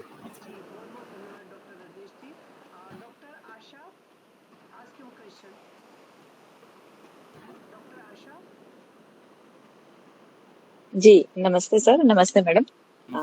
Actually this is my favourite topic, but दुर्भाग्यवश मैं थोड़ा आउट ऑफ स्टेशन हूँ तो बीच का पीपीटी मतलब आपका प्रेजेंटेशन नहीं सुन पाई। बट माय क्वेश्चन इज कि जैसे भी बहुत सारे डायबिटिक न्यूरोपैथी के पेशेंट्स आ रहे हैं जो सालों से मेटफॉर्मिन वगैरह ले रहे हैं, उनमें अगर इंसोम्निया डेवलप हो गया तो हम आयुर्वेदिक पर्सपेक्टिव से क्या कर सकते हैं? जैसे मेडिसिन वाइज तो हम देते ही हैं कुछ भी कंट्रोल करने के लिए, बट पर्टिकुलरली शीरो पीचू शिरोधारा पादाभ्यंग, इसका मुझे ज्यादा मतलब लगता है कि वो इफेक्टिव होगा। तो अगर आपको किसी पर्टिकुलर ऑयल, घी या कॉम्बिनेशन का कुछ रिजल्ट मिला है तो प्लीज शेयर करिए सर। मैम हमने जो पेशेंट्स हैं, मैंने शिरोधारा करवाई है पेशेंट्स को ना, और तिल से ही स्पेशली करवाई है, क्योंकि कॉस्ट इफेक्टिव होता है, ब्राह्मी तिल महंगा पड़ता है और उसमें बहुत अच्छा इम्पैक्ट मिला है, क्योंकि स्ट्रेस कम होती है पेशेंट की, और स्ट्रेस कम होने से आपके बहुत सारे हार्मोन्स अच्छे रिलीज होते हैं स्लीप वाले, तो उसका इम्पैक्ट कर सकते हैं। अनुतीय लाभ दे सकते हैं इन चीजों में। हाँ जी, नस्य दे सकते, इससे बहुत अच्छा इम्पैक्ट मिलेगा। अनुतीय नस्य आप यूज कर सकते हैं। ठीक है, okay, thank you. Yes ma'am, yes ma'am, yes ma'am. Sir मुझे ये पूछना था कि सर आप शिरोधारा करवाते हैं तो जैसे निद्रा के लिए वो रोटेटिंग रखते हैं या एक ही पॉइंट पे स्पेसिफिक रखते हैं? मैम रोटेटिंग रखते हैं वैसे तो। रोटेटिंग। और कोई ऐसे लेप वगैरह शिरोधारा करते समय लगवाते हैं आइस के आसपास, जैसे कोई कुछ लोग आंवला का लेप लगवाते हैं या सिर्फ डायरेक्ट शिरोधारा ही करते हैं? नहीं मैम, आइस को प्रोटेक्ट करने के लिए कॉटन का रोल लगा देते हैं या फिर मिट्टी उसका उड़द की दाल का लेप लगा देते हैं, मगर स्पेशल कोई ऐसा लेप यूज नहीं करते। ओके सर, अगर आप पेशेंट ओके में अगर थैंक यूज यू। करना चाहो तो रात को ऐसे चंदन का लेप लगवा के पेशेंट को नींद के लिए आप बोल सकते हो, तो अच्छी अच्छी नींद आएगी। तो वो सर ओवरनाइट छोड़ सकते हैं चंदन लेप, या फिर मतलब सूखने के बाद निकाल देना है, या ओवरनाइट रहने दे सकते हैं? ओवरनाइट रख सकते हैं, ऐसा कुछ नहीं है। ओके सर, ठीक है सर, थैंक यू। ओके। बहुत बहुत धन्यवाद सभी पार्टिसिपेंट्स, बहुत सारे प्रश्न फटाफट पूछे, फटाफट डॉक्टर अंकु ने ऐसे AK-47 धनाधन उसके आंसर आ गए, और बहुत अच्छी तरीके से सारे पार्टिसिपेंट्स ने उसको सुना है, तभी प्रश्न आते हैं। और आप अपनी अपनी जगह पे आयुर्वेद की एक जो सेवा करनी चाहिए, जो हम चाहते हैं कि आयुर्वेद भारत के लोगों की पहली चॉइस बने। कुछ भी होता है भारत के लोगों को तो पहले उसको आयुर्वेद ही याद आना चाहिए, और तभी हम चरक सुश्रुत के द्वारा दिए गए इस अद्वितीय साइंस का, अद्वितीय विज्ञान को उचित सम्मान दिलवा पाएंगे कि हाँ, इन्होंने इतनी बढ़िया साइंस को ढूंढा है, हमें दिया है अमृत कलश के रूप में, तो वो कहीं ना कहीं चरितार्थ हो जाएगा, उपयोगी हो जाएगा।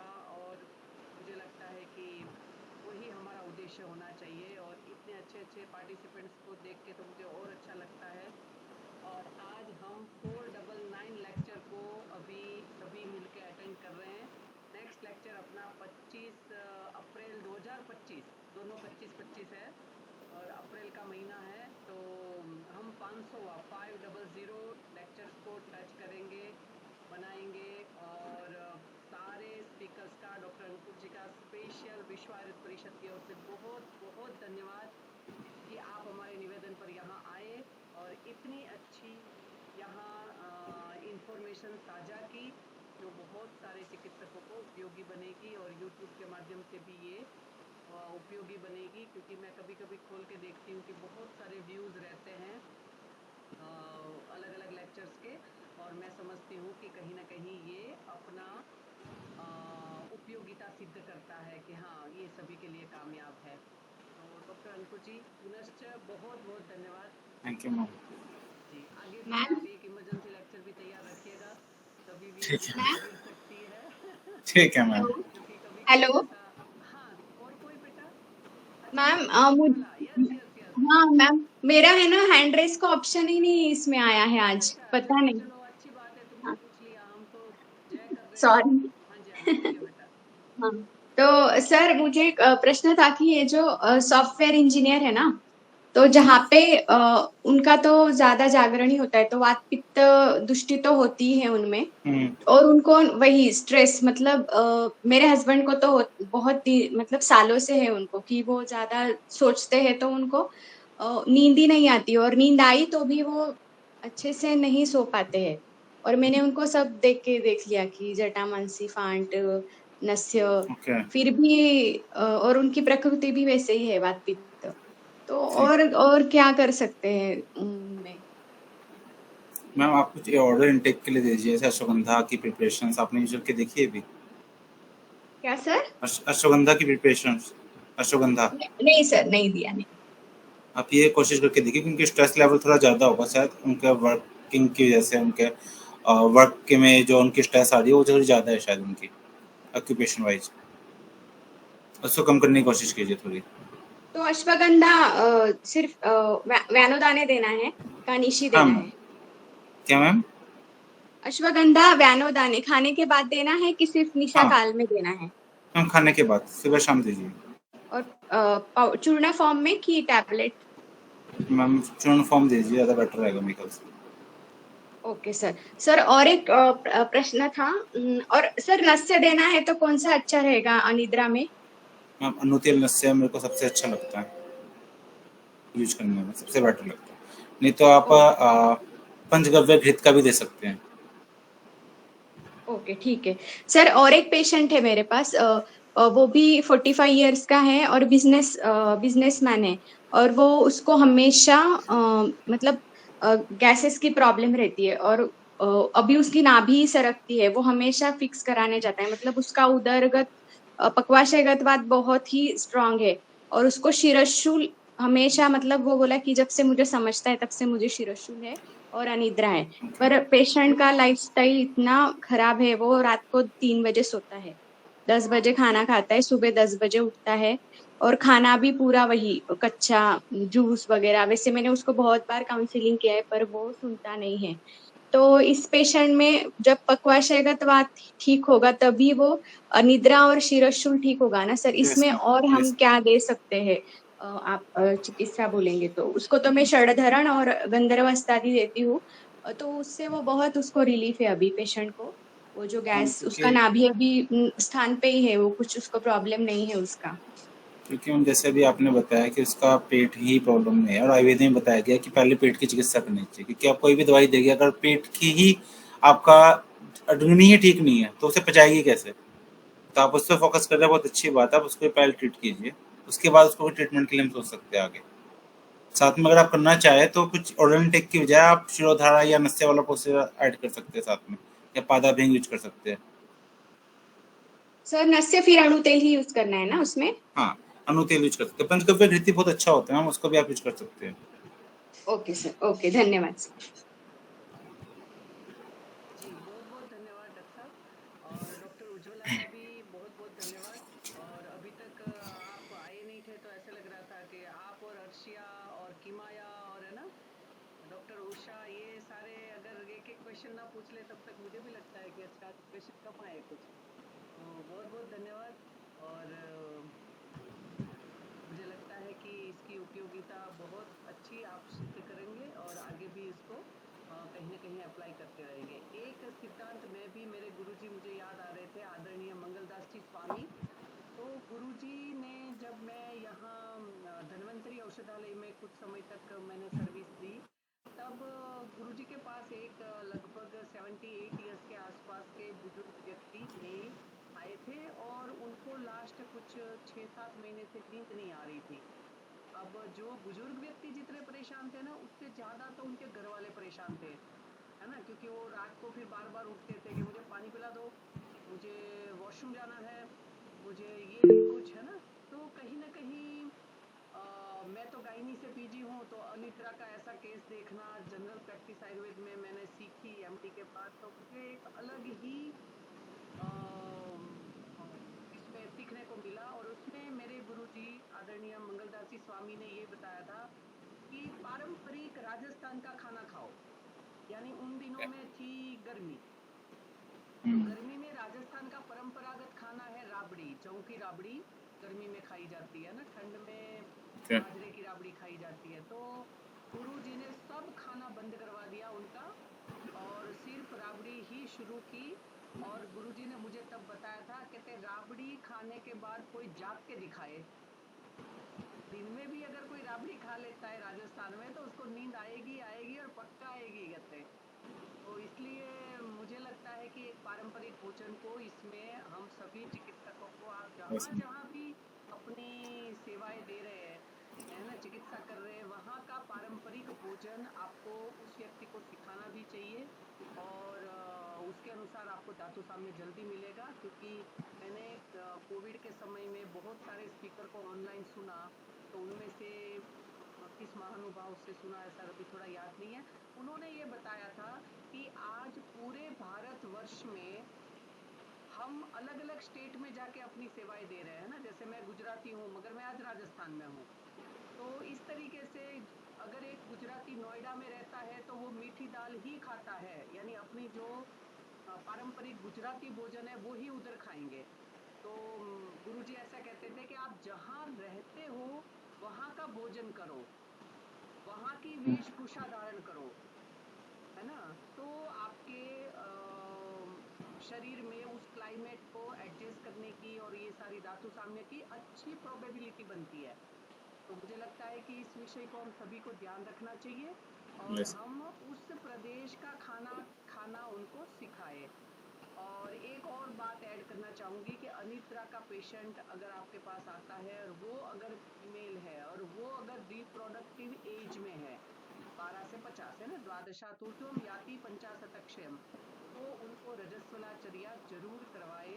लगभग सभी को रजस्वला चर्या पता है, बहुत बार मैं बीच में बताती रहती हूँ, उससे एक ही लाइन है, उससे मैं थोड़ा सा बोलना चाहूँगी कि माहवारी का मेंस्ट्रुएशन का पहला, दूसरा और तीसरे दिन पर सामान्य खाने को छोड़कर, मानी खट्टा, तीखा, नमकीन नहीं खाना है, उसको छोड़कर जौ का दलिया घी के साथ या जौ के दलिए की खीर या जौ की रोटी पे अच्छा घी लगा के दूध के साथ, और या तो फिर चावल और घी, सादा चावल या शाली चावल, है ना, जिसको लाल चावल रक्तशाली बोलते हैं, तो उसको लेने के लिए कहा गया है। और मीठे फल ले सकते हैं, ना, खट्टा, तीखा, नमकीन पर वो ऐसा फल नहीं लेना है।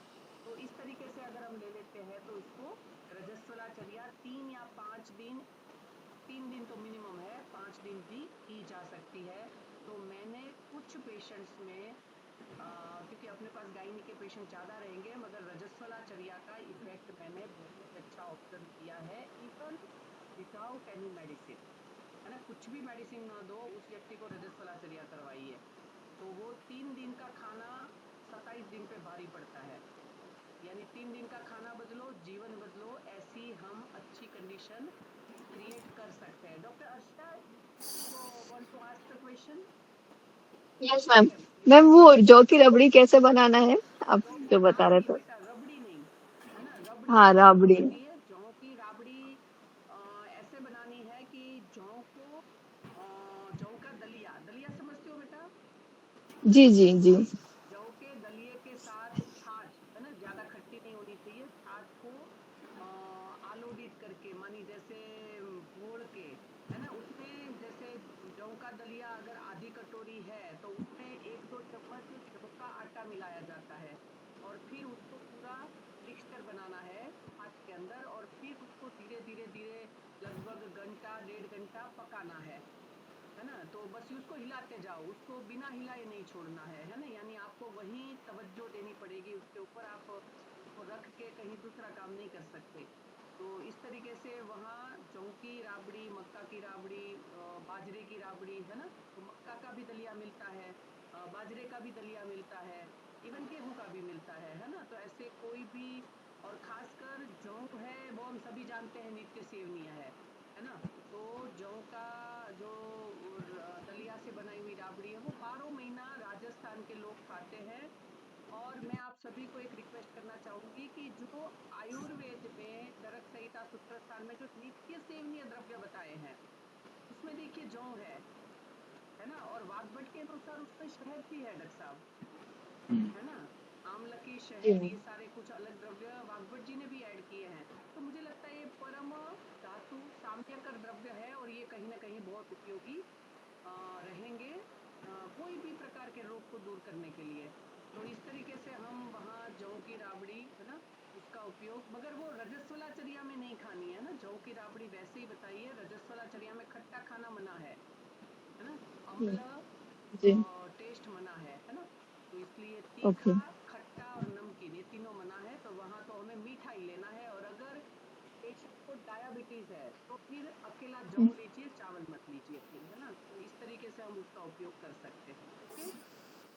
ओके मैम, मतलब जौ ही क्यों बताया गया है? वो लघु वृक्ष है तो वो निद्रा के योग में मतलब क्या उसका? बात सही है, मुझे है ना बहुत सारे स्टूडेंट्स कई बार पूछते हैं कि यही क्यों बताया। तो फिर पता है, पहले तो जो आचार्यों ने बताया ना उसको कर करके आनंद लेना चाहिए, है ना, जी जी। बताया वो उसमें अब तो पसंद। सारा रिसर्च लगेगा बेटा, है ना। मनीषा जी आपका जी। ये बार-बार अनम्यूट हो रहा है बेटा, या कोई बच्चे के हाथ में फोन है आपका, है ना, मनीषा बरनवाल, है ना, मैंने 2-3 बार बेटा किया इसको म्यूट, आप थोड़ा ध्यान रखिए।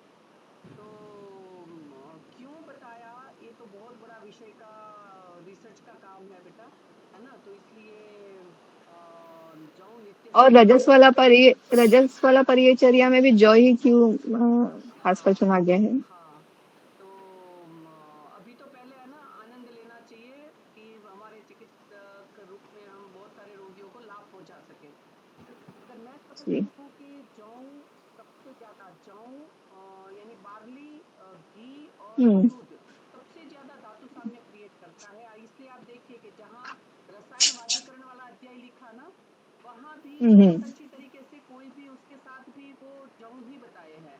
बार्ली ही बताए हैं, है ना, कि कोई रसायन द्रव्य लेते हैं, है ना, उसके बाद लेने के लिए क्या, जैसे काश्यप संहिता में शतावरी शतपुष्पा कल्पाध्याय में जहाँ कल्प की औषध हजम होने के बाद क्या खाना, तो वहां भी चावल, है ना, शाली चावल और दूध बताया है ना, यानी बार्ली, रक्तशाली, घी, दूध, है ना, ये कहीं ना कहीं बहुत अच्छा धातु साम्य करता है। ऐसा हमें अलग अलग संदर्भों के माध्यम से विदित होता है, तो मुझे लगता है कि इसलिए किया होगा। बाकी जो कि एक हमारी HOD ma'am professor Kartik Kumar Mangalam madam ने एक बहुत अच्छा प्रेजेंटेशन हमारे डिपार्टमेंट में दिया था, तब मैडम ने वो एक पीयर रिव्यूड आर्टिकल बताया था कि जौ की पहुंच कहाँ तक है, डीएनए तक है, यानी बीज अच्छा। भाग और बीज भागावयव, है ना, इसीलिए आप देखिए श्रेष्ठ संतानोत्पत्ति के लिए ओव्यूलेशन से पहले वाले 10 दिन में जो खाना बताया है, रजस्वला के 3-4 दिन को तो तब तक जो खाना बताया उसमें अलग से बार्ली ही बताया है ना, जौ का सत्तू ही बताया है। तो मुझे वो भारती ओके। मैडम का रेफरेंस बहुत अच्छा लगा था, इंटरनेट पे आप उसको ढूंढ भी सकते हैं, अभी मुझे मुंह जबानी वो रेफरेंस याद नहीं है, मगर मैडम ने डिपार्टमेंट में बहुत अच्छा प्रेजेंटेशन दिया था और हमें बहुत अच्छा लगा था। मैंने कहा वाओ, कि देखो चरक को श्रेष्ठ संतानोत्पत्ति के लिए डीएनए तक की बात पता थी कि जौ देना चाहिए, बार्ली देना चाहिए, है ना, इसलिए बहुत सारे ऐसे मिल जाएंगे, है ना, कि भाई जिसको हम बता सके ऐसे। जैसे एक बार हमारी एनआईए की राष्ट्रीय आयुर्वेद संस्थान का एक यूट्यूब चैनल है, उसके ऊपर आपको दीप नारायण पांडे जी, है ना, रिटायर्ड आईएफएस अफसर है, और उनका एक लेक्चर मिल जाएगा। उन्होंने काल भोजनम आरोग्य कराणाम, उसके ऊपर बहुत अच्छा वो अपना लेक्चर दिया है, और उन्होंने उनका वो पीयर रिव्यूड आर्टिकल भी आप नेट से पढ़ सकते हो कि काल भोजन करने से आरोग्य होता है, उस विषय के ऊपर पूरे भारत के आयुर्वेद के प्रतिष्ठित और ऐसे पूरे प्रसिद्ध व्यक्ति, है ना, जिसमें आदरणीय पद्मश्री वैद्य राजेश कोटेचा जी भी है, हमारे वाइस चांसलर सर भी है, और जितने भी बड़ी बड़ी विभूतियां है ना, आप जानते हो वो सारे 25-30 लोग हैं जिन्होंने ये आर्टिकल लिखा है, जिसमें आदरणीय दीप नारायण पांडे जी भी है। तो आप देखिए कि उसमें एक ही श्लोक के ऊपर कितने सारे आर्टिकलों का उन्होंने रिव्यू किया है, कि लोगों ने सिर्फ काल भोजन आरोग्य कराना, है ना, चरक सूत्र 25, तो उसके ऊपर कितना रिसर्च हुआ है भाई, तो आप ऐसे आश्चर्यचकित हो जाएंगे। और दीप नारायण पांडे सर का अगर आप लेक्चर सुनते हैं जो एनआईए के यूट्यूब चैनल पे है, तो वो भी आपको बहुत खुशी देगा कि वाह, आयुर्वेद वो है, जैसे वो कहता है ना, हम जहाँ खड़े होते हैं लाइन वहीं से शुरू होती है, ये आयुर्वेद है। कि आयुर्वेद अगर कहीं खड़ा हो गया ना तो पूरी दुनिया वहीं रुकेगी। तो मुझे तो बहुत प्राउड फील हुआ था जब मैंने पहली बार दीप नारायण पांडे सर को सुना था, मैंने कहा यार जबरदस्त है ना। तो आप भी पढ़िएगा, सुनिएगा, और वो पीयर रिव्यूड आर्टिकल्स भी आप पढ़ सकते हैं। तो फिर से अंत जी में मैं डॉक्टर मैम अंकिता मैम जी मैम वो रक्तशाली को क्या मार्केट में क्या नाम से मिलता है, पेशेंट को क्या बोलने का ख्याल है? पेशेंट को कहना लाल चावल, थोड़े से लाल चावल लाल आप सा। मिलेंगे, और बहुत ज्यादा डार्क लाल होते हैं, ऐसे भी होते हैं। और एक मुझे है ना, हाँ मेरे साथ कहीं तुम जुड़ी हुई हो, एक नमस्ते पेज में एक रजस्वलाचर्या का पोस्टर आपको शेयर करती हूँ, उसकी जी एक जी 1 बिल्कुल। साइज की कॉपी निकाल के अपने क्लिनिक में रखो। सारे को ही रिक्वेस्ट ओके करती हूँ, डॉक्टर उज्ज्वला सभी को, जिसको जिसको पोस्टर चाहिए वो नमस्ते भेजो, भेजती हूँ मैं, जी मैम। है ना। तो मैम वो नवरा राइस अलग होता है ना, और ये लाल चावल अलग होता है ना? कौन सा चावल? नवरा राइस एक आता है ना, वो लाल चावल, नवरा राइस एक साउथ का होता है, वो भी रेड कलर का हो। मैं शब्द ही पहली बार सुन रही हूँ। जैसे अपने ओके आयुर्वेद मैम। में देखो, जहाँ चरक सूत्र में अन्नपान विद्याध्याय में लिखा है रक्तशाली त्रिदोष शामक है ना, तो वो रक्तशाली जी की जी बात कर रही हूँ, मगर कई बार वो रक्तशाली थोड़ा सा कम लाल, थोड़ा सा ज्यादा लाल चावल ऐसा मिलता है ना। तो ओके बस वही है बेटा, और थोड़ा सा महंगा रहता है, जैसे सामान्य चावल 35 से 40 रुपए किलो राजस्थान में जयपुर में है, मगर रक्तशाली 100 रुपये या 120 रुपये किलो है, हल्का सा महंगा ओके है ना। ओके तो उसको आप ले सकते हैं। ठीक है, सबसे लास्ट में फिर से डॉक्टर अंकुर जी आपका बहुत बहुत विश्व आयुर्वेद परिषद की ओर से धन्यवाद, और आप ऐसे ही हमारी ज्ञान पिपाशा को पूरी करते रहेंगे। एक इमरजेंसी लेक्चर्स के लिए भी मैं आपको बहुत बहुत आग्रह कर रही हूँ कि कभी अचानक ठीक है जरूरत पड़ जाए तो हम कुछ इमरजेंसी एक स्क्वाड बना रखी है ना, ठीक उसमें है भी आपको सम्मिलित करते हैं। और आप ठीक है जैसे अनेक विद्वानों की सहृदयता, सहकार, सहयोग से ही हम 499 लेक्चर को कंटिन्यूस 10वें साल में प्रवेश करते हुए देख रहे हैं। तो आप जैसे सेवाभावी लोगों को ही समर्पित है। बहुत बहुत तहे दिल से धन्यवाद डॉक्टर साहब। Thank you ma'am, thank you ma'am. बहुत बहुत धन्यवाद। सबसे लास्ट में मैं शांति मंत्र ले रही हूँ, आप सभी मिलकर रहकर ही दोहराएंगे। ओम सर्वे भवन्तु सुखिनः, सर्वे सन्तु निरामया, सर्वे भद्राणि पश्यन्तु, मा कश्चित् दुःखभाग् भवेत्। ओम शांति शांति शांति। नमो नमः। बहुत बहुत धन्यवाद। अपने अपने जगह पे अपने हिस्सेदारी की प्रामाणिकता आयुर्वेद को आगे बढ़ाने के लिए आप सतत प्रयत्नशील रहेंगे। बहुत बहुत धन्यवाद।